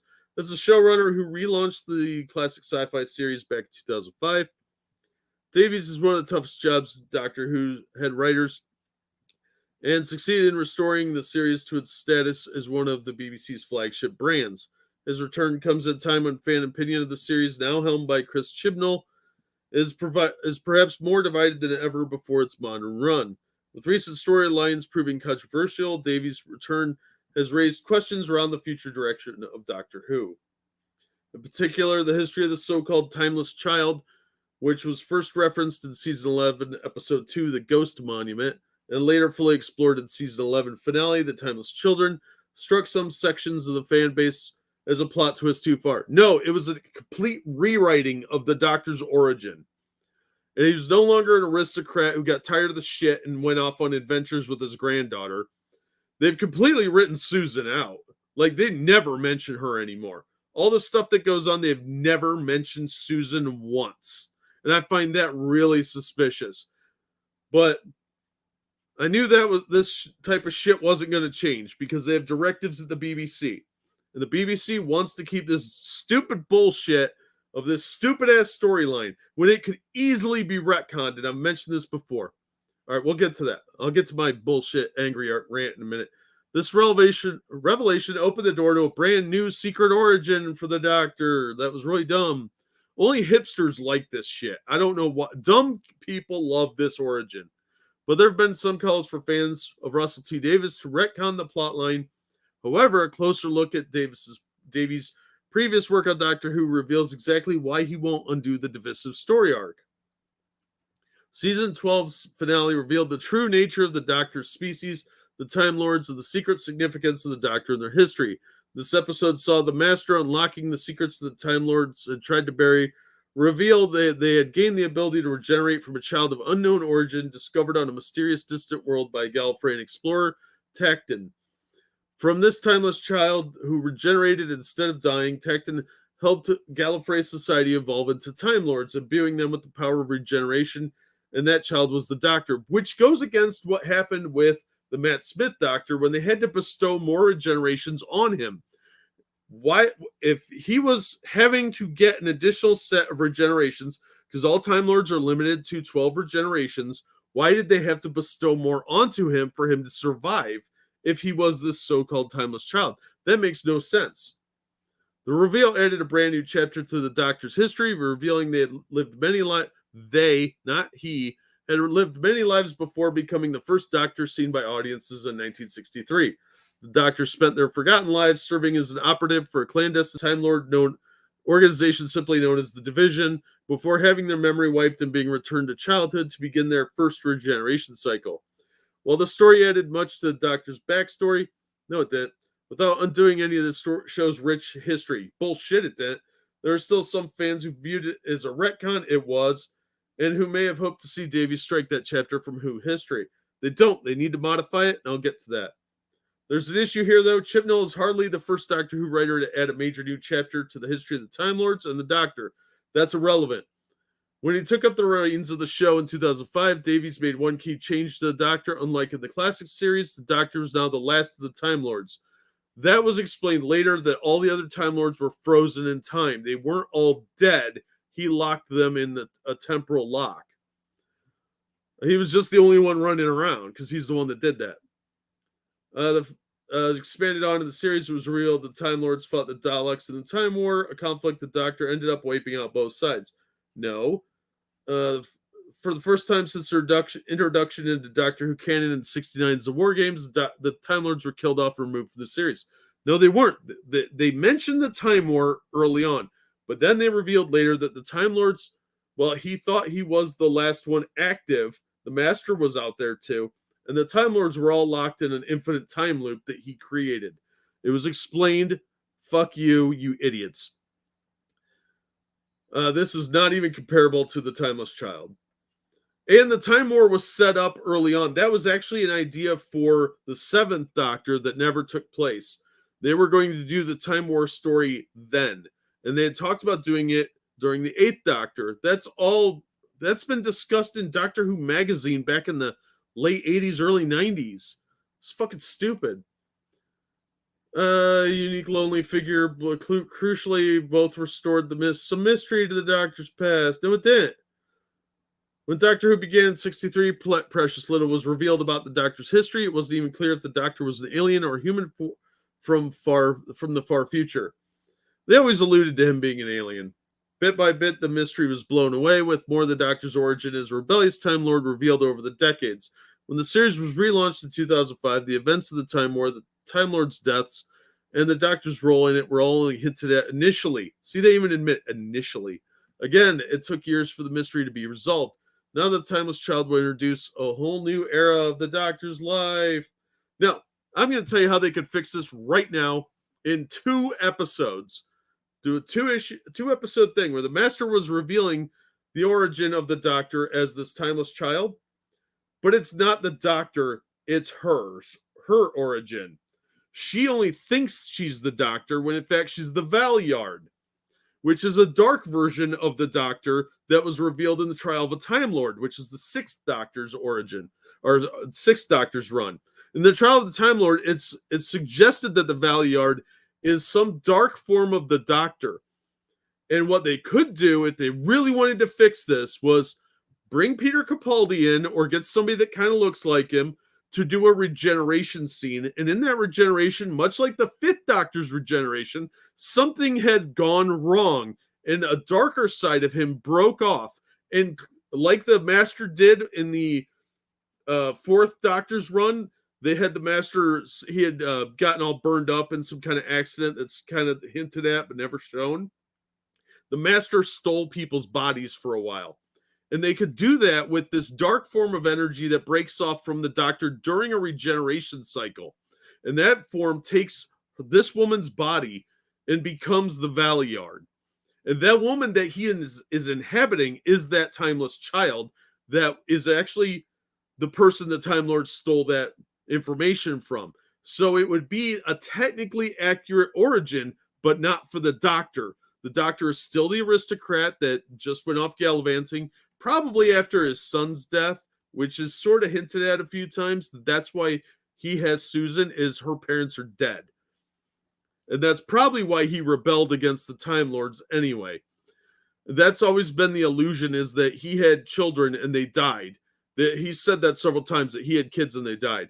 Well, Susan is his granddaughter, so obviously they produced the spawn, but we never hear about Susan anymore. But maybe this Doctor, the Jodie Whittaker Doctor, is only the dark aspects of the Doctor taking over somebody else's body, and that somebody else is the Timeless Child. And they go on to become the Valeyard, which would be a new villain, well, an old villain technically, that they could introduce and say, look, this is the person from Trial of a Time Lord. It's established canon. And then you can explain why there's dark elements of the Doctor in this other person. Boom! I just solved your fucking problem, BBC. You're welcome. But nobody wants to think outside of the box. They have to do this woke bullshit. Oh, God, I don't give a fuck. I know, but I'm a Doctor Who fan from the old days. So just allow me this rant. So, yeah, I'm really pissed off about this. This is more woke bullshit. It's pissing me off. Never watched Doctor Who. Gave up halfway through. Matt Smith. Yeah, I did too. I watched out the Matt Smith stuff. It took me a long time. I really didn't give a fuck. They abandoned the entire Jenna Coleman storyline where she was the Impossible Girl. They just gave up on that at some point. I watched some of Capaldi's. The stories were awful. He was a good Doctor. He was great casting, but the stories were stupid. They were dog shit. He got royally screwed. And what I just explained would salvage this show and probably a lot of his run. They just retconned 50 years for the fucking lore for one story out fucking standing. Absolutely. They threw it all in the toilet because they didn't care about the fan that, like everyone else now, they don't care about the fan base. They don't care about continuity. They care about woke points. Yeah, exactly, Dangerous. Why not? First retcon that violated Dr. Caine, they were always very careful to have contradictions. Exactly. And they always tried to explain away any contradictions that did come up. Like when he would meet himself, that memory won't be unlocked until it happened for the older version of himself. So that's why he would forget, and they'd have the different doctors go in a separate way, and it wouldn't be referenced again. Donna Noble was my favorite tragic end. Oh, we'll get to those. We'll get to the tragic endings. Hey, Camel, how you doing? Never forgive Chibnall for what he did to Doctor Who. Me either. They ruined it. Eat bugs, live in the pod. Yeah, you're not wrong. Could have been the best doctor, but he's given a shit sandwich to work with. You're right, dude. What they gave him were awful storylines. And the stupid Sonic sunglasses thing, he could have been a legendary doctor, and they screwed the man over. Look, I was glad by some of the cameo appearances they did during other runs, like when we got to see the War Doctor. Fine, okay, you can ham-fistedly work that in. But you got to see the dude for the Eighth Doctor again for a few minutes at the beginning of that. They handled that really well. That dude had a great look for the Doctor in that one, and they should bring that guy back. So, begging not to wipe her memory. Yeah. She got married, and the Doctor gave her a wedding lotto ticket. Tennant was probably the last really good Doctor. Yeah, I gave up after Capaldi's first season. I just couldn't watch it anymore. It was unwatchable. But I really gave up during Matt Smith, and I just kind of staggered along watching him here and there. Because Matt Smith, he really didn't do it for me. He was kind of annoying. I remember finding Doctor Who being completely and utterly wowed. This makes Descent all the more painful. Yeah. Hey, Trucker, how you doing, man? I hated Donna Noble, too. She annoyed me. Yeah, the Day of the Doctor, that was an awesome appearance. At the beginning of that, we had Night of the Doctor with the Eighth Doctor in there for that little 15-minute thing. And then we got Tom Baker guest starring in it. That was awesome. But instead, they give us this dog shit. Look, Jodie Whittaker's not a bad actress. I don't think she's that bad. Amy Pond did it for me. Oh, the stupid River Song crap. I couldn't. That storyline was fucking dumb. The constant, like, first of all, I didn't find her attractive at all. I found her very annoying. And that storyline constantly being peppered in there was really lazy. When they finally showed it, you're like, I don't care about this. So I just told you how they could fix this by using the Valiard, and then they could have the Doctor's literal negative version of himself stealing other people's bodies, being an anti-Doctor, going around causing chaos that the Doctor has to unravel. He'd be on par with the Doctor more than the Master would be. Maybe him and the Master have to team up, but they got Master being a woman now, too. Karen Gillian made the Smith era tolerable. She's a decent actress. I liked her. I just think they should have only been there for like a season. That storyline went on way too long. Frozen Strawberry Lemonade. That sounds good. Someone really like the new Star Trek movies and did the hate from old fans. This Doctor Who shit is now making me really get it. Yeah, dude. New Star Trek is just action movies. And that's fine if that's what you want, but they're not Star Trek. Yeah, Karen Gillian. Oh, man, I'd touch her no-nos. I like Sylvester McCoy and Tom Baker, who I think were the best after William Hartnell. Even though I didn't like the show particularly. Yeah, Tom Baker is my favorite. Sylvester McCoy and Peter Davidson were the two backups because I like both them. Analogy for Alzheimer's, you're not wrong. Oh, you weren't talking about the storyline? Yeah, that's fair.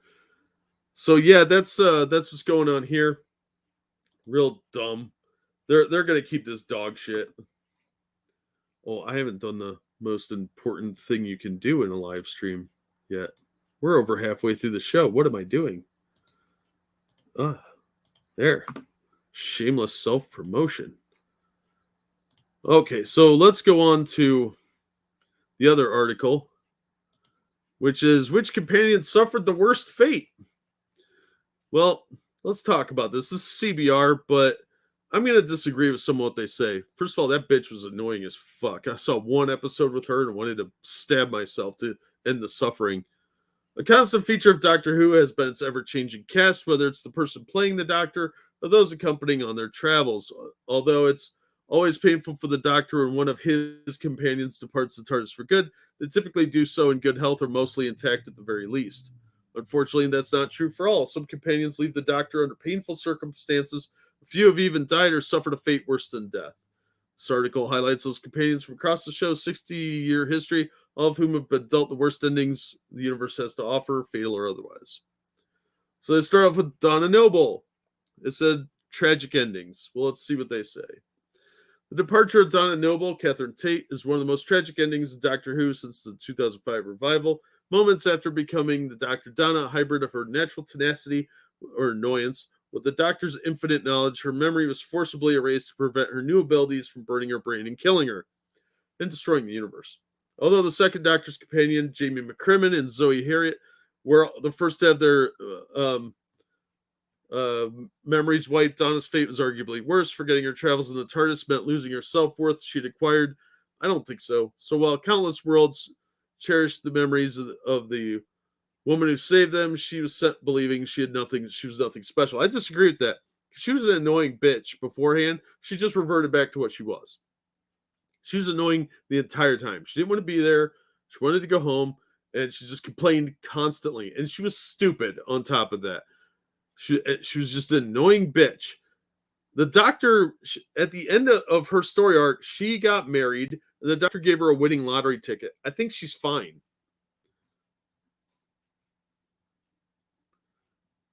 Doctor Who started out as an educational program. Yeah, it was. They did a lot of historical stuff, and then they introduced the Daleks, and the show got good.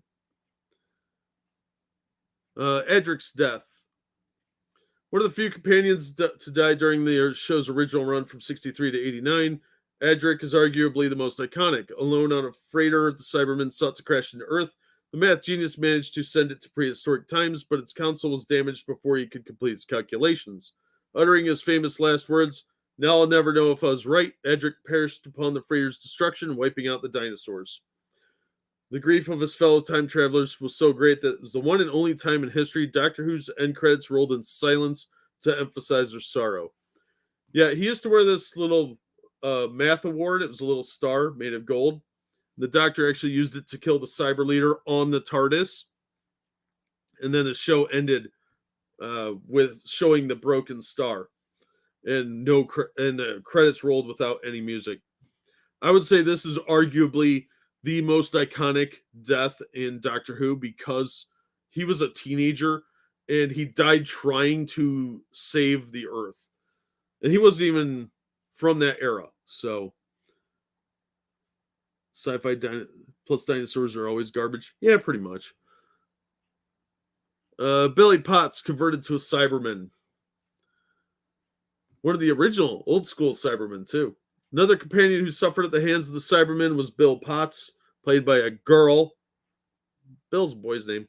Albeit in a more direct fashion, she was converted into a primitive version of the emotionless cyborgs, leaving her fighting for what little humanity she had left. She was thankfully rescued by her love interest, Heather, leaving her metal-infused body behind to explore the cosmos as a sentient oil creature.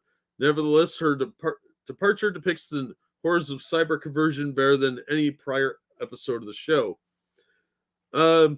She's still alive as oil form. Yeah, it sucks, but this is a shit way to die. That's the risks of hanging out with the Doctor. Perry Brown had one of the more confusing deaths. She didn't die. The fate of Perry Brown, Nicola Bryant, is both horrific and confusing in equal measure. She was seemingly killed during the 14-part epic, The Trial of a Time Lord. One of the best Doctor Who stories, especially for the Sixth Doctor, because they kind of sucked. But Trial of a Time Lord's a fucking classic. Her mind erased and replaced with that of the monstrous Kiv before her body is destroyed. Before he's destroyed in her body. However, at the end of the serial suggests that Perry avoided this death and became a warrior queen. They did explain it. The author here is just too fucking stupid to understand it.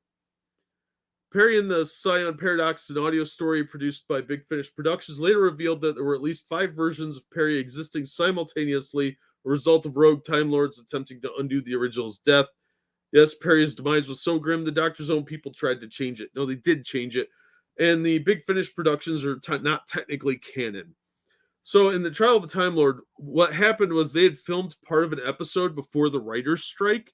So they came back the next year and they had this footage and they had to do what was effectively a clip show of all this unfinished footage. And they did that by working it into the Trial of a Time Lord story. So that their budget had been cut because of the strike. They lost a ton of money. So they had extra footage and they had to write Perry out so they could write Melanie in. And Nicola Bryant wasn't part of the show anymore. She had gone on to do other stuff. So they had this unused footage with a character that they had to explain her dismissal away. So they had filmed this scene where her body seemed to get destroyed in, I think it was Terror of the Vervoids was the storyline. And they had to explain what happened to Perry, but they ended up kind of retconning it within the storyline that the Time Lords were able to save her. And they showed her alive and hanging out with Brian Blessed's character, who was in love with her, and she became a warrior queen. I don't think that's that confusing. It's a little nuanced, but it's not that confusing. It's just unfortunate they couldn't have her back for the next season to wrap her storyline up. And they had to write her out. She was an American biologist that hung out with the Doctor. Not that bad. Eccleston was a really good Doctor. Some said John Bishop was on Doctor Who. He's a pretty great comedian. I don't know who that is. Sorry, man. I don't remember him. Katarina sacrificed herself so the Daleks could be defeated.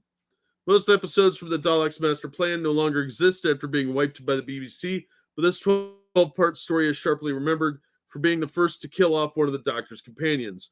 Having only boarded the TARDIS in the previous serial, Trojan handmaid Katrina, played by Adrian Hill, was taken hostage by a convict who attempted to hijack the ship she and her friends had stolen to evade the Daleks. Believing that her death had been foretold, that she sacrificed herself by opening the ship's airlock, ejecting herself and the hitchhiker into space so the Daleks could ultimately be defeated.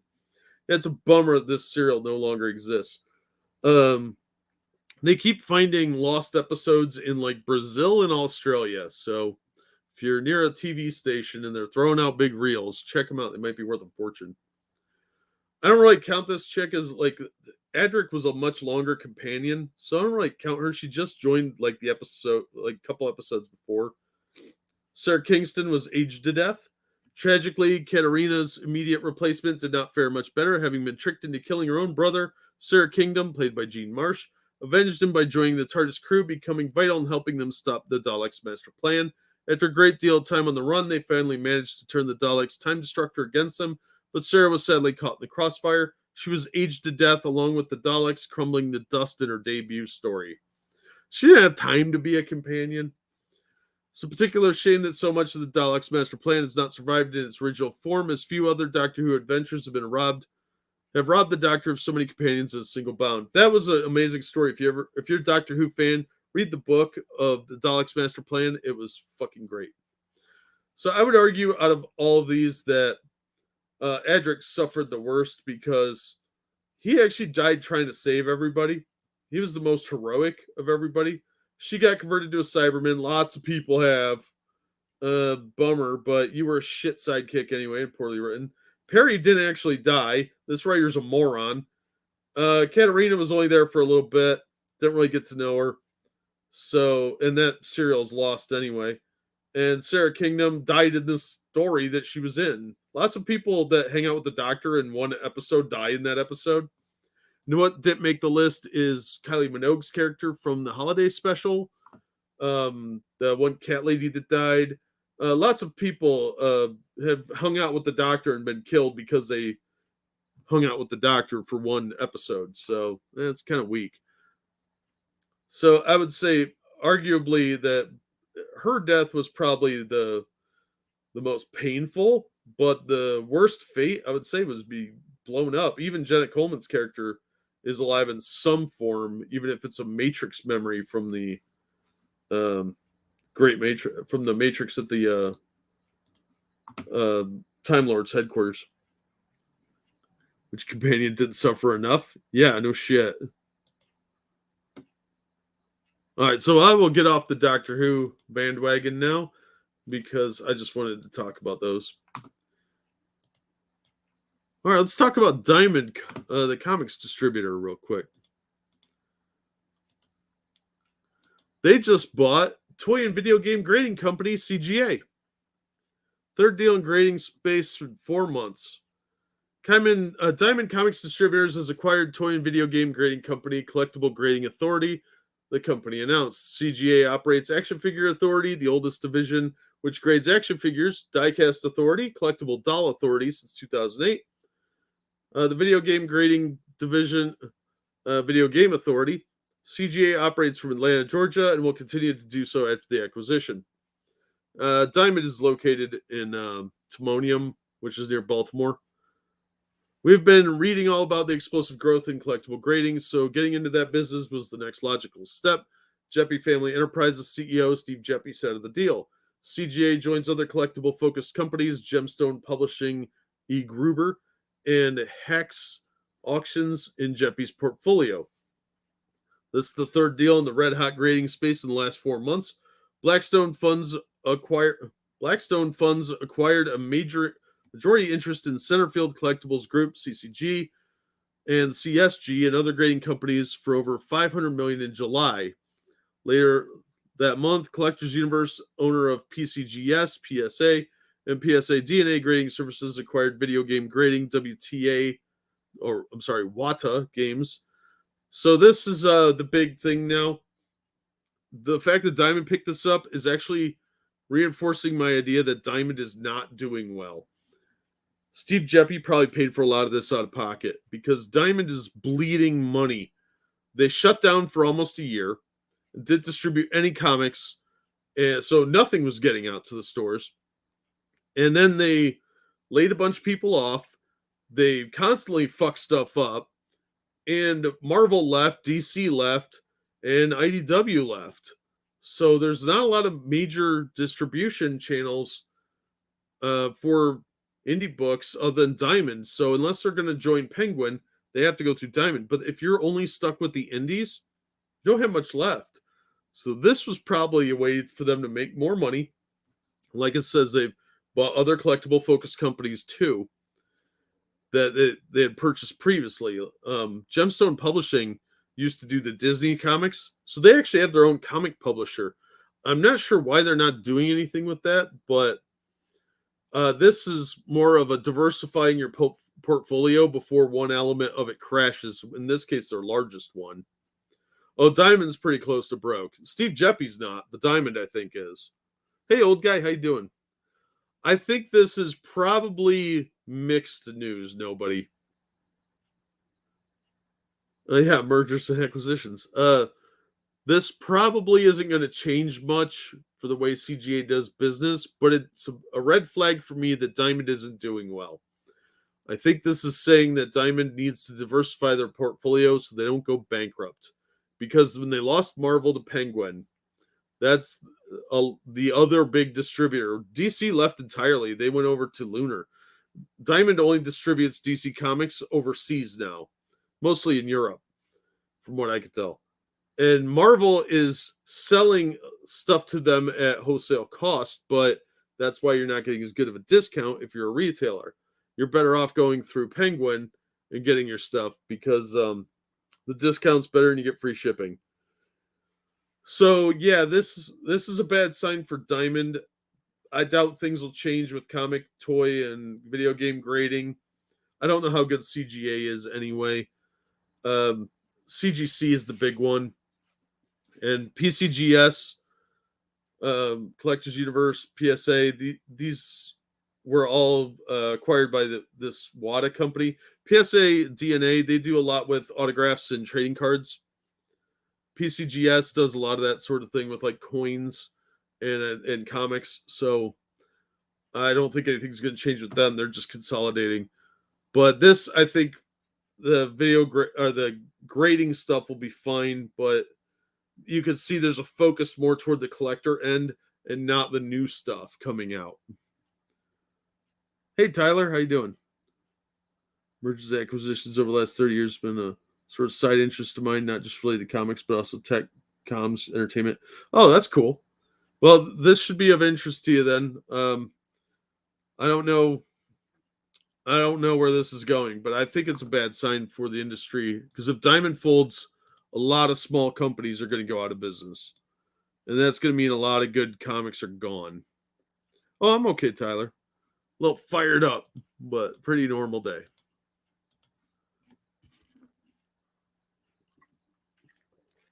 All right. Let's take a look at delays. Hey, Pincalo, how you doing, man? All right. So, Image comics from Jupiter's Legacy to Gunslinger Spawn have been delayed. Now, we were talking about delays previously, and this is a new one because Gunslinger Spawn is supposed to come out on Wednesday, and it just got moved back. Bleeding Cool is where this comes from. This is from today. Bleeding Cool has mentioned that while Image Comics is currently not experiencing any printer or paper supply issues that might impact their publishing schedule of comics, it has been affecting other publishers. We saw that with DC several times.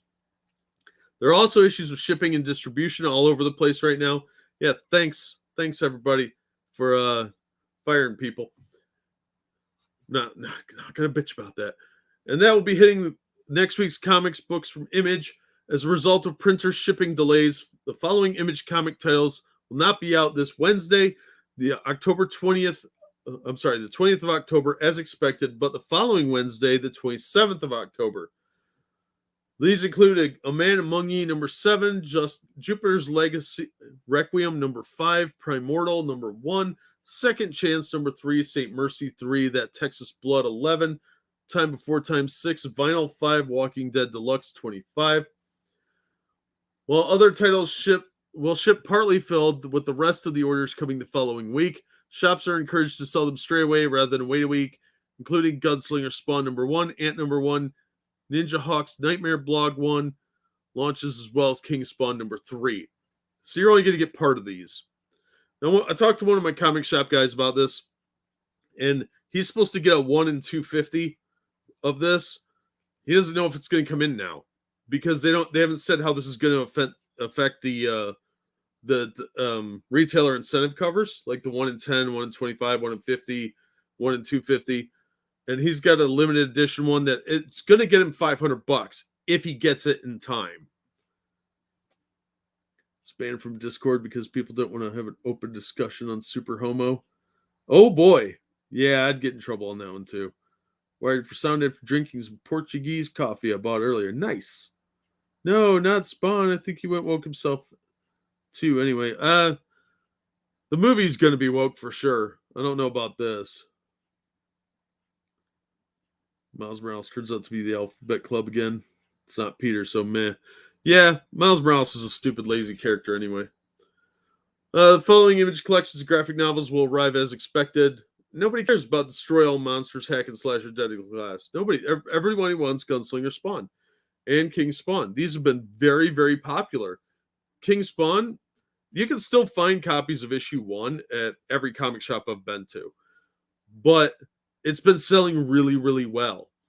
And Gunslinger Spawn, it did set a record. So there's a lot of people waiting on that book. And if they don't ship enough out, it's going to be a problem because people are expecting to get their book. And that's going to hurt issue 2 sales.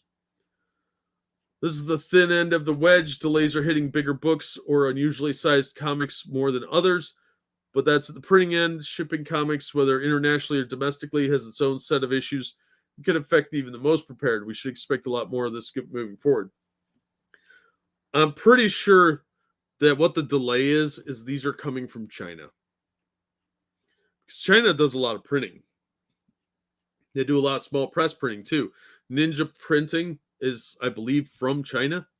So there's a massive amount of delays that happen on their end. They were smart. They have these printed in Canada and get them pay a little bit more. I mean, King Spawn is only $2.99, so it's a cheap book, which is a big incentive. It's issue 3, big incentive to buy that one. So I don't know what the hell they're thinking.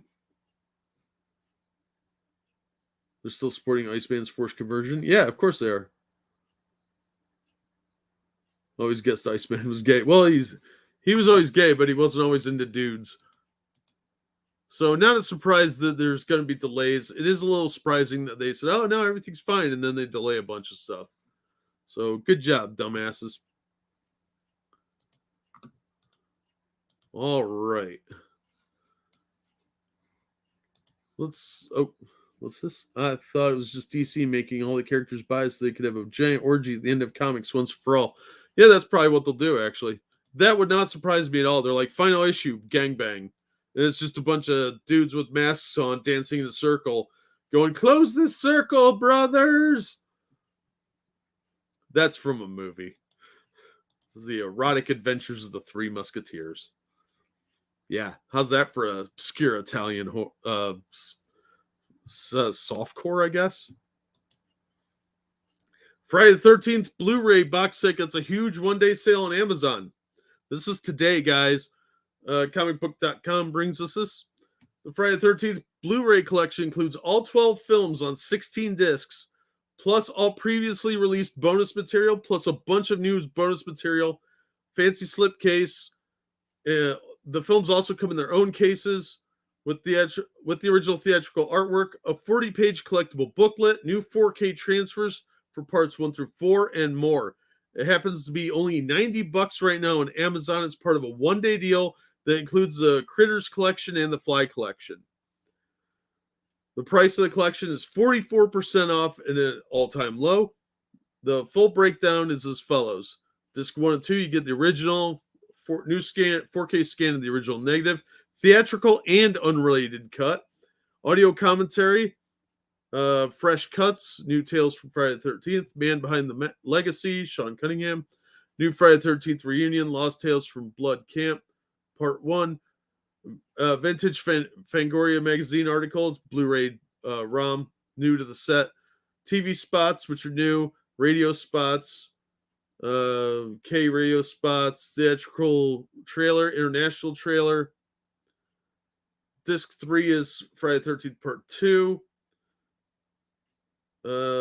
Amy Steele interview, radio TV spots, Lost Tales from the Camp Part 2, another Fangoria article. Fangoria was awesome back in the day, before the internet times. Disc 4, you've got Friday the 13th Part 3, a 2D and 3D version, because it was in 3D originally, because it needed that.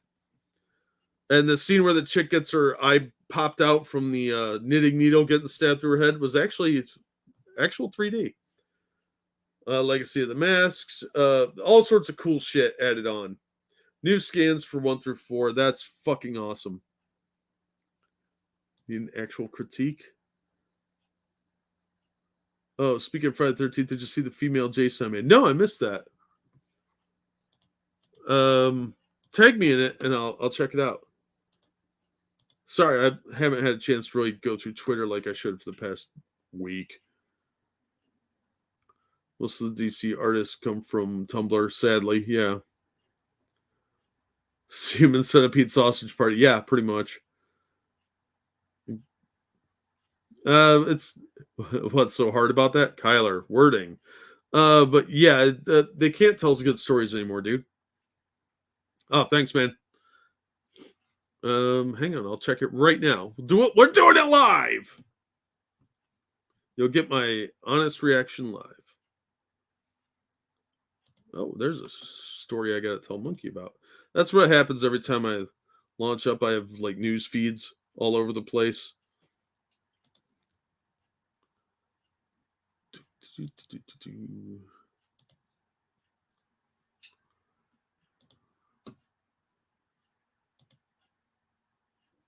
Oh, those are cool, man.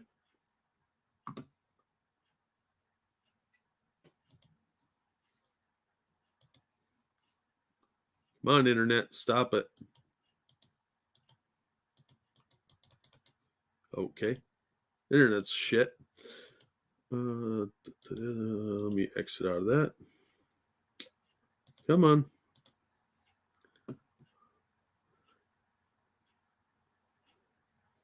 I can't bring it up. My system will crash. I can't run two browsers. I'm not. It's a whole ordeal. First two Friday the 13th movies were pretty good horror flicks. From the third one, they leaned into the camp. It wasn't a bad thing, just a different turn of storytelling. Yeah, I think they did that for budgetary reasons. No, those look really good, Piccolo.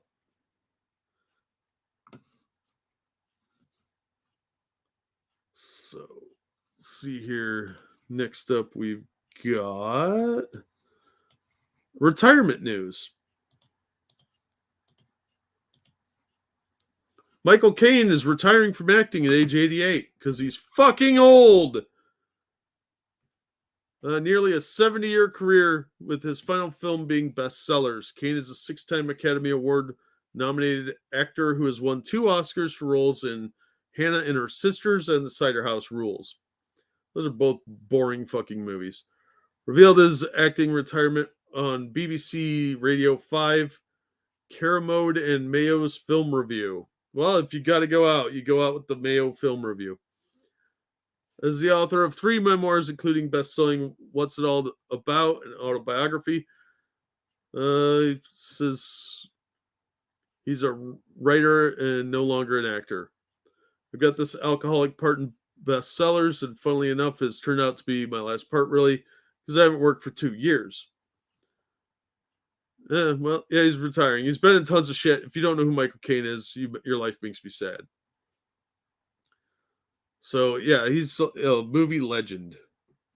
So, yeah, well-earned retirement. I'm sure he's a multi-millionaire several times over.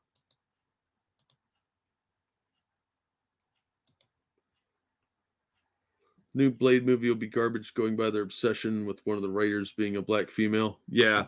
If they had to tell you what the skin tone of the writer is, the movie's probably so fucking trash. All right, let's look at our final article, which is the one that made me mad. It kicked off really this mood I was in for most of the day. Okay, I gotta bring up something else here. Now, if you've been on the internet today and you're in gaming, you probably have seen this image. But I want to introduce you to a new character.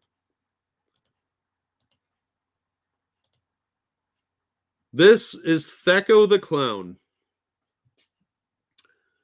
Yeah, he's a curmudgeonly clown who doesn't like young people having fun.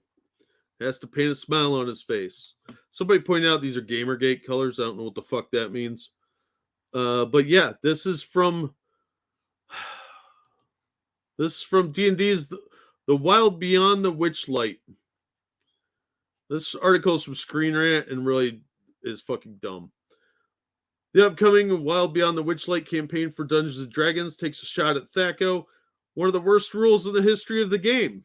No, that was how you attacked. I don't know why you think this is the worst rule.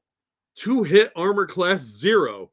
Okay, if the person has armor class 10, well, then you just do some basic math, you fucking halfwit. The people who played Advanced Dungeons & Dragons or the first 2 Baldur's Gate games will remember the horrors of Thecko, which was a major rule that was part of the combat system in 2nd edition D&D. Now, this article you'll notice from September 24th. I just missed it, but the image came out today, and it pissed me off. Thecko was one of the worst D&D rules in the history of the game. Thecko stands for 2-hit armor class 0. In the current edition of D&D, hits in combat are resolved with a very simple mathematical formula. You mean like to hit armor class 0? The player has an attack bonus. They roll d20. If the number is the same or higher than the enemy's armor class score, then it's a hit. You mean like to hit armor class 0? If the roll is lower, then it's a miss. In Advanced Dungeons & Dragons, a player's armor class was lowered by the stronger armor and spells. The character's Thecko score was used to determine what they needed to roll to hit armor class 0, with every number above or below determining what other armor class scores they will hit when they roll d20. You mean like the same stupid fucking concept is what they've got, you fucking retard? Thecco was abandoned in 3rd edition D&D and has never returned. You're only on 5th edition. It's not like it was only 20 years ago. They used that for... okay. Only players who play modern remasters of the old Black Isle RPGs based on AD&D, like Baldur's Gate Enhanced Edition, are likely to run into it. Thecco has become the subject of mockery within D&D itself. Do any of you old D&D guys mock Thecco? I mean, it was always a joke because it was funny to say Thecco, but I don't remember anybody saying, oh, it was too complicated, except girls when you'd make somebody's girlfriend play. Dumb and Dying, Dead and Dying, yeah. The game is dead and the fandom is dying. Yeah, absolutely. They don't want older players. That's why they went so hard after TSR, because they knew TSR could be a competitor for them. They trying to force you to buy D&D and get woke in the process. D&D's Thecco's a clown in Wild Beyond in Witchlight.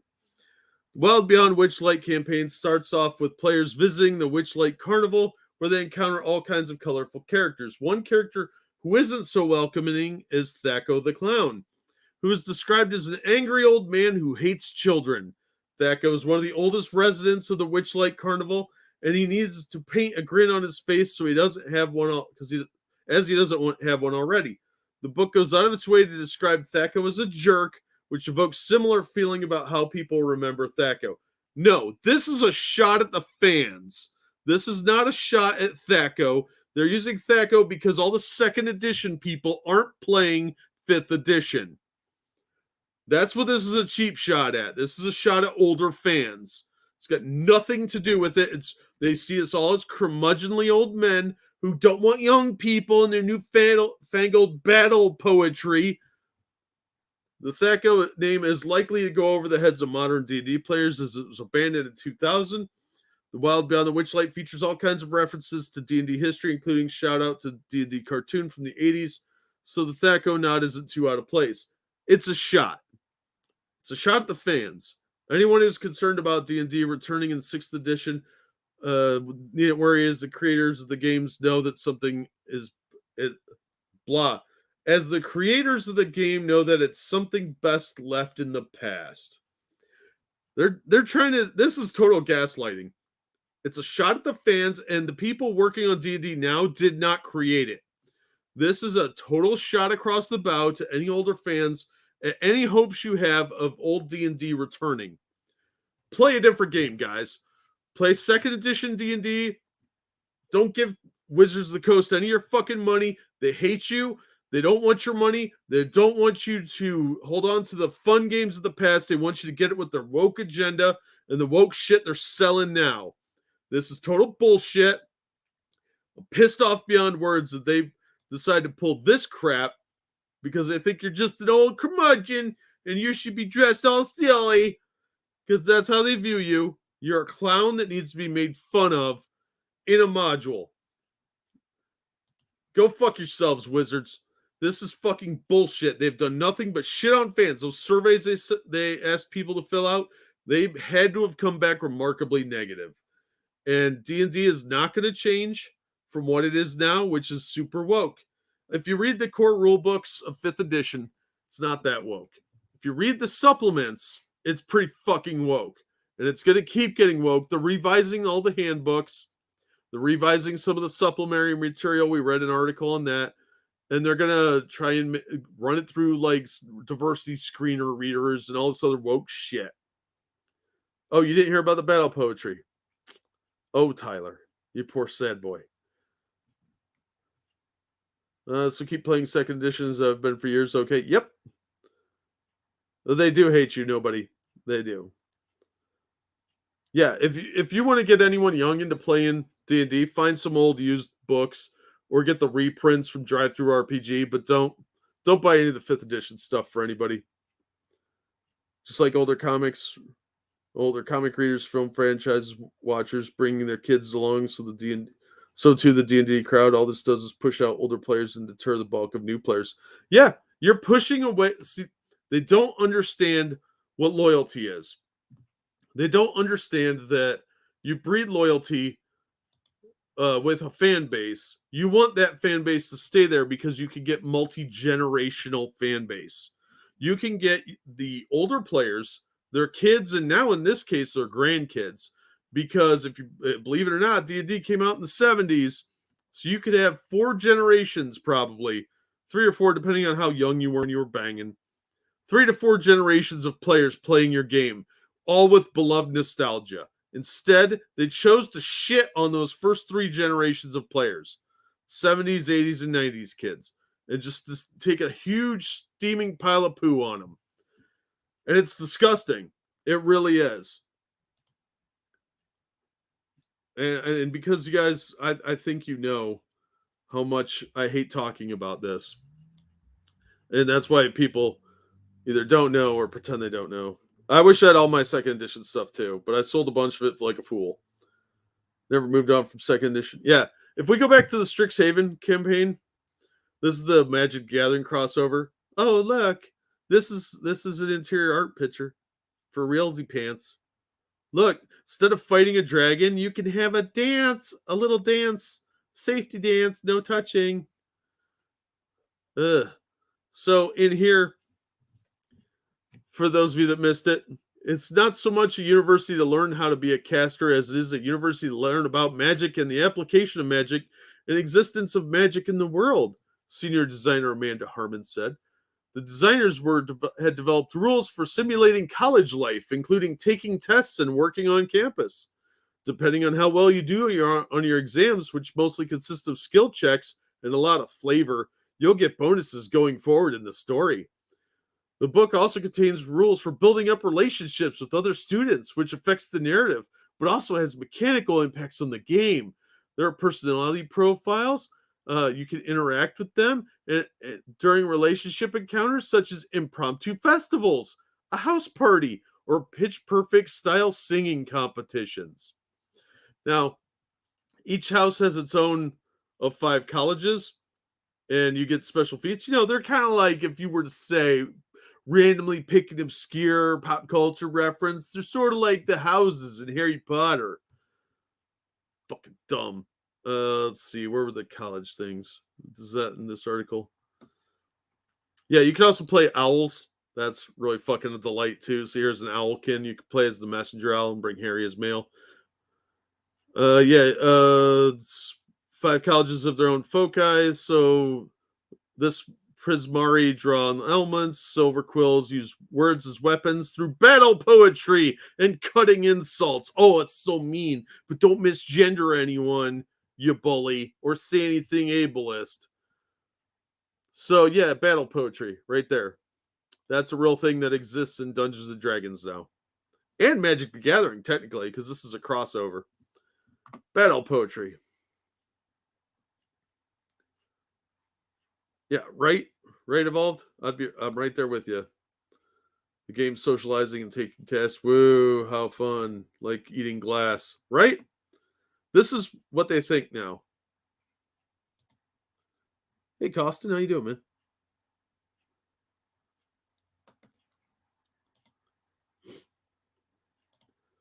Thank you for linking that. That's my latest video if you guys want to check it out. My fondest memory on D&D, my friends pissed me off by derailing my campaign, so I had to go into town under the influence of a false Hydra. Yeah, that'll happen. I had a couple players that made me a much better game master because they did derail campaigns, and I had to like completely wing it for a lot longer than I cared to admit to. And in a Call of Cthulhu game, I got caught recycling names and had to come up with a story excuse for it. Cards of second edition, but they didn't call it battle poetry. Bards, yeah. They have bards, but this is part of the college thing. So this is what one of the like Slytherin would be doing or something. Oh yeah, Demon, that would piss me off real bad. Yeah, sometimes you have to have a backup campaign to supplement your real one because they'll do that. They're real good at it. But I'm gonna leave you with this image because this is what they think of you at Wizards of the Coast. They think you're a clown. If you're not into the battle poetry and the interpersonal communication and their handicap accessible ramps, which is also in an official sanctioned product, then this is what they think of you. They think of you as Thaco the Clown. And yeah.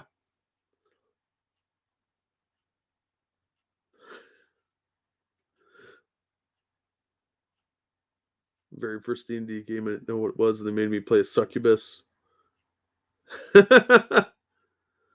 So yeah, this is what Wizards thinks of you going forward. So Wizards of the Coast, not going to get any more of my money. Not buying anything new from them. I already have the 3 core 5th edition books, which I'll probably never use.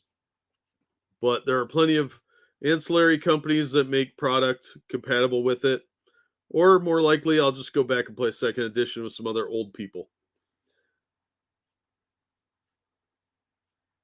We used to have 24 to 36 hour campaigns once a month with 6 hours ones between. Yeah, the good old days of gaming, right?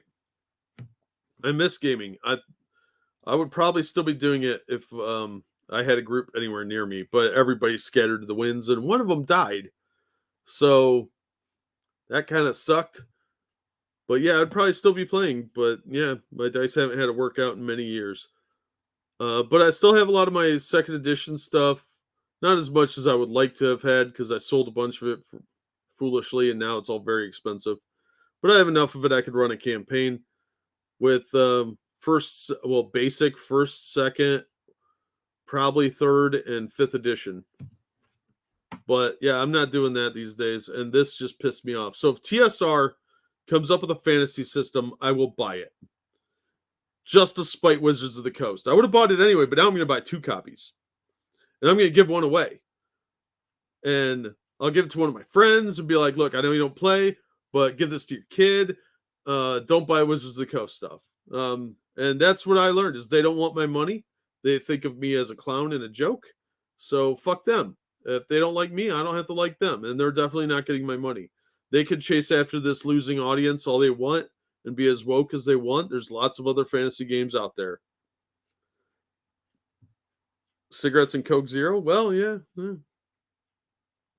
Mysterious stranger walks up to you. I steal his pouch and poison him so he dies in 3 hours. Shit, there goes the setup for my campaign. Oh, this is what I would do, Kyler. Oh, you killed the NPC? They'd know it was the campaign hook guy. I'd be like, okay, well, another one comes up to you and just keeps sending clones of the same guy at them until they get the hint. And he never has anything worth stealing on him except a pouch full of cockroaches. And then slowly, like, adding things on, like the cockroaches won't, crawl up their arm and won't get off. Stuff like that. I'd rather waste money playing poker while drunk. Yeah, so this is what Wizards thinks of you. It's fucking stupid. These people are fools. Very, very big fools. They have alienated so much of their audience. It's disgusting. Oh, sorry guys. I didn't see these come in. I'm really sorry. They changed the dashboard on Streamlabs, and it's fucking me over. Thank you, Hyman Lyman, for the very generous donation, man. I appreciate it. And thank you, Jordan, for the donation. I had an odd thought since Victor Frankenstein gave life to the monster, he'd be considered its father, right? So the monster would inherit his dad's last name. So Frankenstein thus would be the name appropriate for the monster. Yeah, I think the monster had a name, but I don't remember what it is. I don't think he did in the book, but later on they kind of ascribed him a name. But yeah, he should take the name Frankenstein. That book, I gotta reread that. I haven't read that in like 30 years. And thank you to Jaeger Pony for the very generous donation too. Got my refund for Back for Blood today. Here's part of it. Spend it on a game that works. Thanks, dude. I really appreciate that, guys. Sorry I missed those. Like I said, Streamlabs had some kind of update. It's fucking over my notifications. I'm real sorry, guys. But thank you so much for that. You guys are very generous. Fun article to MITM. Cool. It's crap at D&D, but it was fun. I got older. I'd just get drunk while playing. It was a good excuse for crap I was. Yeah, right? Yeah, I'm a terrible player, but I have a lot of fun as DM. And I try and have fun with the players because I'm an asshole. Yeah, most people call him Adam. But yeah, this really got under my skin today.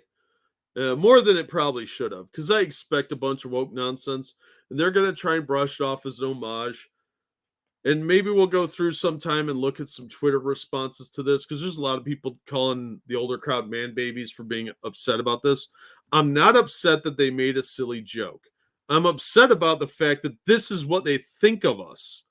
They think so little of you as a consumer that they're willing to alienate you by slapping you in the dick in an official product.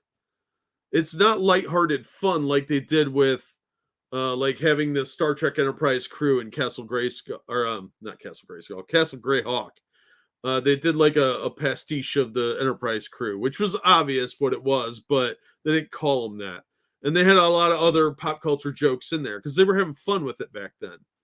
These people are so uptight and so hypersensitive that they have to think of you, a customer, as a clown and mock you.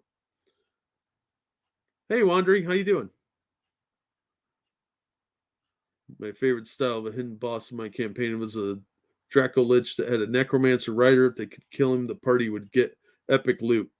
I used to give random, like, awesome loot for trivial shit that was, like, effectively side quests. Like, you see some old lady and she fell down, and if they ignored her and didn't help her up, they'd miss out on, like, a Vorpal sword. Do that every now and then. Throw them some insane random item as a thank you for, like, a small act of kindness. So it always paid to pay attention around or read a sign or find out some historical thing about the village, something like that. Little acts of kindness were always the biggest rewards.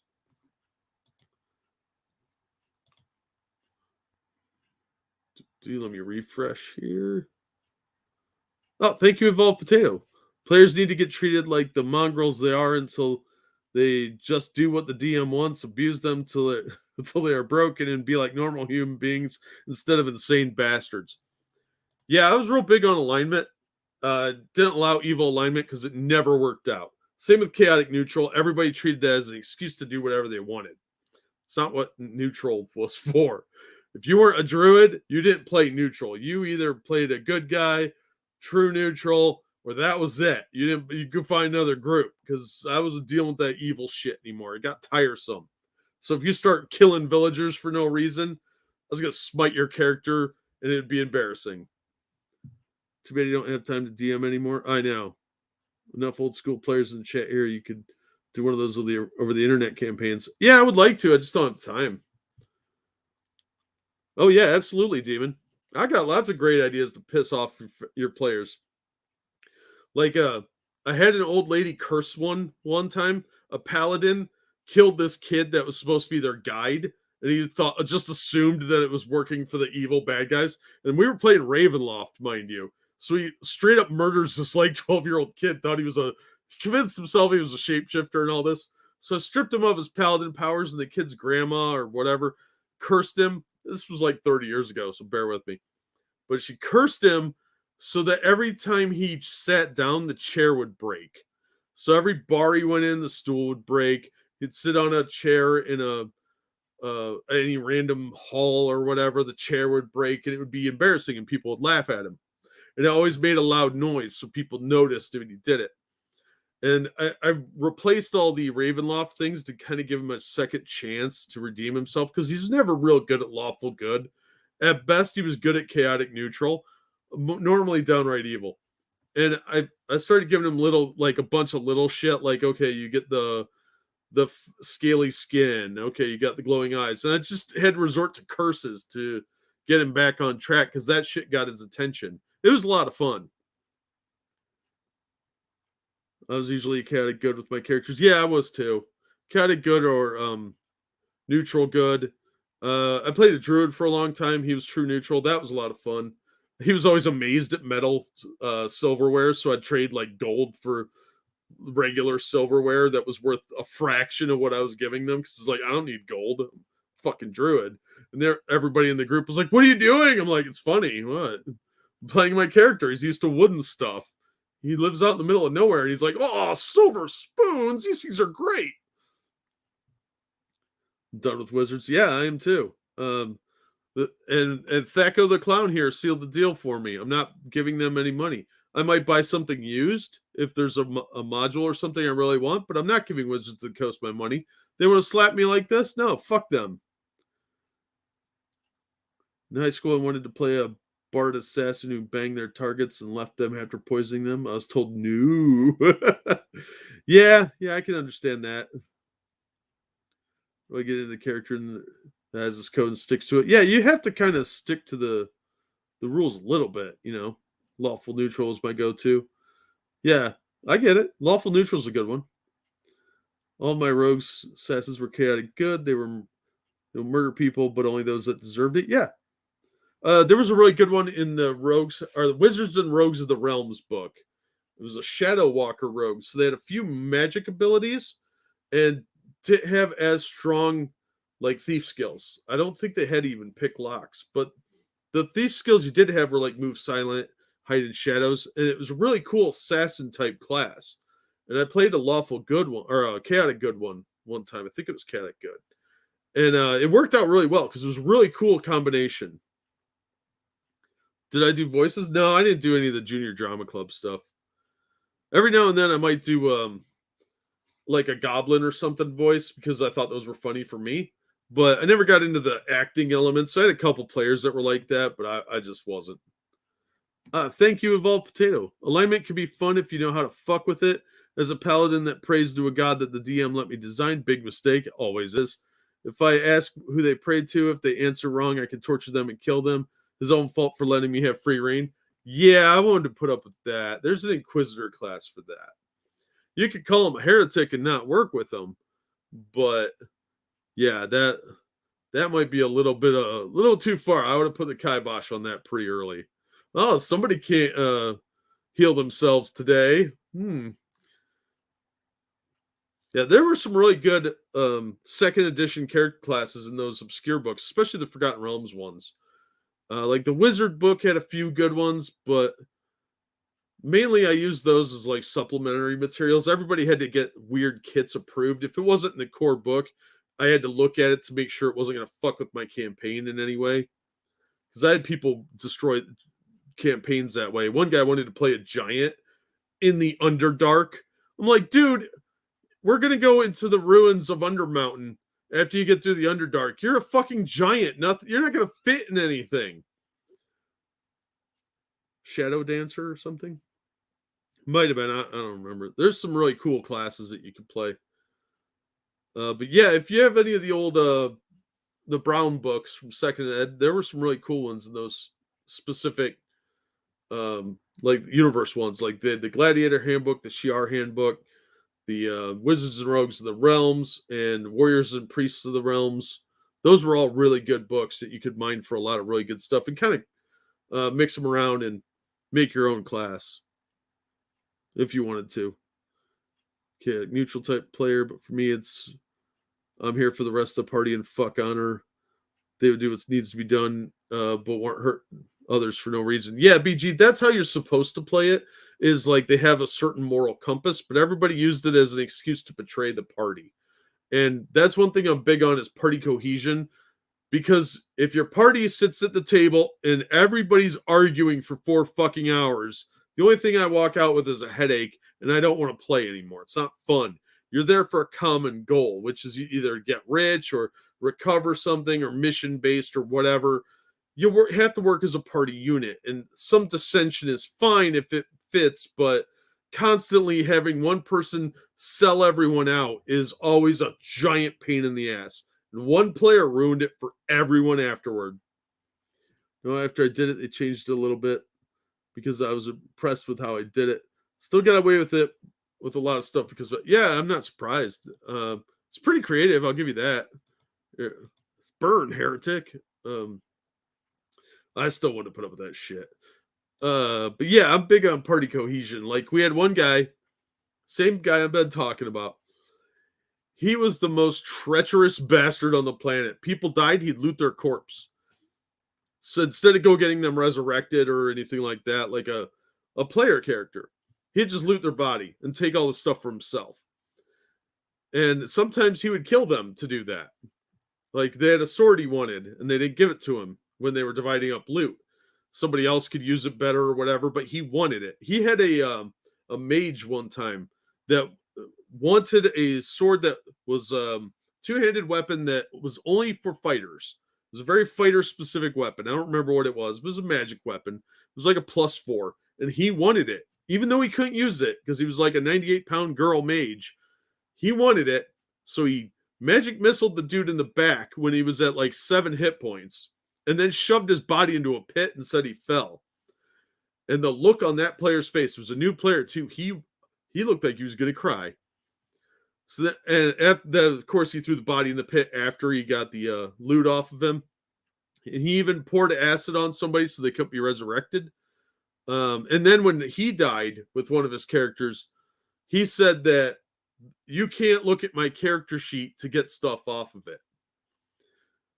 And I have had to keep a running total of what I gave him as far as equipment goes, because I knew that he wouldn't tell people what was on his sheet, or he'd hand them half of a character sheet, 1 page, and then not give them the other half that had all his magic items on it, so he could keep them all. And I don't like dealing with shit like that. If you want to be petty, it's one thing to be petty with me. It's another to be petty with the other players. He'd hoard all the gold, stuff like that. That got annoying. I understand that somebody let the thief be in charge of holding the money, and I understand him stealing 10%. That was his cut, he said, for holding the money. He was the only one with a bag of holding, so seemed fair there'd be a fee. I get that logic. That's fine. I don't like in-party fighting for the sake of like fighting over magic items or withholding stuff from other players. I'm big on party cohesion. Call of Cthulhu is an awesome game, Wandering Lisa. Awesome game. I love that game. I drove so many people nuts with that game. Had a Leroy Jenkins friend. Hey, you guys. Started treating the dead people's fingers. Taking dead fingers. Wow. That's fucked up. Well, I don't care if thieves like pick pockets and shit like that. But you don't pick the pockets of your fellow player characters. That's just a faux pas that's going to cause more problems. So I was always big on party cohesion because we had a storyline here we're trying to work with. Not let's play who could piss each other off in real life. Might have taken some money of us as a pseudo payment. Yeah, like we had the priest charging people to resurrect them, stuff like that. Because it was a tithe. You're donating so he could build a church, or as a payment for church services. Fine. We had a priest that would take a magic item to resurrect someone because he needed to buy stuff or whatever to do it. Same with wizards. Like, I need components for this spell. Although I didn't force the spell component thing very much because that seems stupid. But like some of the bigger spells, they needed spell components. They needed a specific gem. So yeah, the wizard would end up being like the wealthiest person there because he needed specific items that were really rare to cast certain spells. Like, do you want me to cast that super fireball or not? Do you want me to teleport us out of here? I need that pearl. So things like that, people would argue over. We had the wizard had to have a special magic item so that the thief would stop stealing his components, because he couldn't cast spells in an emergency. And that actually got the party killed more than once. Might have taken some, read that one.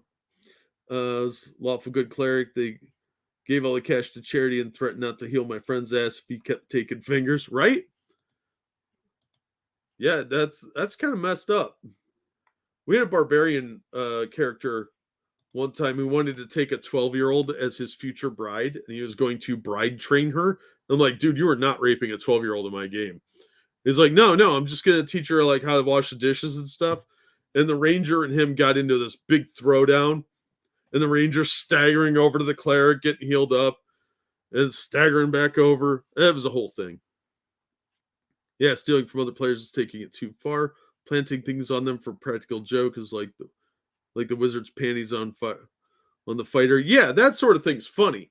but it's like somebody killing an NPC and framing another party member for it. That's not helping advance the storyline. There has to be a certain amount of, okay, this is the plot point we need to move on with. Instead of trying to get other players killed, so they have to spend a half an hour making a new character. It's a giant pain in the fucking ass. The barbarian's name Mohammed? No. I'll tell the whole story sometime. But yeah, I was actually a player in that one. I wasn't running that game. We had a similar situation in a game I did run, but that one I was actually the cleric. I was the druid in. But I was pissed. I'm like, I'm not playing in this game if we're gonna do weird pedo shit. Sounds like you need better players to play with. Well, you only get so many people that are willing to play. We did have a lot of fun playing, and other groups I played with were a lot of fun. I had this great group in college that was a lot of fun. We played a lot of Cthulhu, but they'd get pissed off with me occasionally, and every now and then a game would just go bad, and I fully admit that. Worst I did was have my assassin poison our mage, not lethally, it was talked about, and get him inside the big evil guy's fortress through the catacombs. Oh, yeah, well, as long as you didn't kill him. If I was a barbarian, I would just throw the gold away because he needs... Yeah, we had one barbarian who was... my buddy Isaac played him. He had a shoe that he kept around his neck. It was like a sandal. And he'd chew on it to get himself enraged. And his entire thing was he was a wizard breaker. He would go around and find evil wizards and kill them. And break all their magic items. That's how he gained XP, was breaking magic items. Most of the party was wizards. So they're all nervous. And he's always breaking magic items. And they finally had to talk with him like, could you not break this one? But they never tried that for the longest time. They went on without, like, he broke really high-end stuff. And of course, he's leveling up all over the place. But they didn't even think to be like, dude, I could use that. So he's breaking magic items for like half the campaign before anyone's like, would you stop that? Yeah, that was a lot of fun. It was always the village idiot because I was known for being bad at the game. I was fine with it. It was funny. We actually had a player class called Village Idiot. And it was all like just a Thieves Guild class where they would be drunk. It was like a drunken master kind of thing. They'd be better at their skills when they were drunk. That one went away real fast because it got abused. You can't have a whole party of them. Jeez, Demon. Watch, and I know what's going to happen. Yeah, right. Cannibal, you're not wrong. Love running Call of Cthulhu in 1890s England. We tried playing that, and I was the only person that knew anything about the Victorian era. So they were like, I'm going to use the phone to call this guy. There's no phones. What? In the middle of nowhere. So phones. Well, how are we supposed to get a cab out of here? Well, you sent him away, so he went back to London. So get walking. Too drunk to do the missions. Oh yeah, that's bad. It worked and he didn't die. Well, at least he didn't die. Yeah, I would penalize people on XP if they killed another player character. Like a lot. Like levels. I'd drain their levels. Because I'm a dick. I didn't put up with nonsense like that. Your character's gonna die. You won't see it coming either. Because I'll have random assassins just kill you. A blow dart hits you in the neck. Where'd it come from? You didn't see. How do you know? Because I rolled. Because I said so. One time, I had these guys convinced an assassin guild was out for their party because I kept killing one dude's character over and over again because he kept being an asshole. Party had to narc on the cleric to their god since we needed to starve ourselves for a few days to get past the magical ward. Too bad he was a gluttonous thief that would steal food. Oh, wow. Yeah, that could be a problem. All right, enough of my ramblings about D&D. Really bad on initiative rolls. Yeah, I'm a bad dice roller too. When I'm playing, when I'm DM, I actually roll pretty well. And then I can cheat too, so heavily defended gate defended by ghouls and ogres. That sounds like a pretty good way to get in, but I don't know. I do run a Gaslight campaign. I always prepare a player pack shared folder with useful info for the players. I used to do that too, and they never read it. They'd take it, and then they'd never read it. Yeah, I could be here all night talking D&D and Cthulhu and Champions. So I'm going to wrap it up there. We're already at the 2.5 hour mark. Thank you all for coming out. Thank you for the very generous donations. You guys are awesome.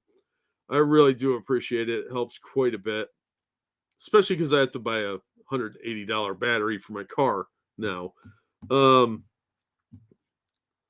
Never being a DM. DMing is a lot of fun.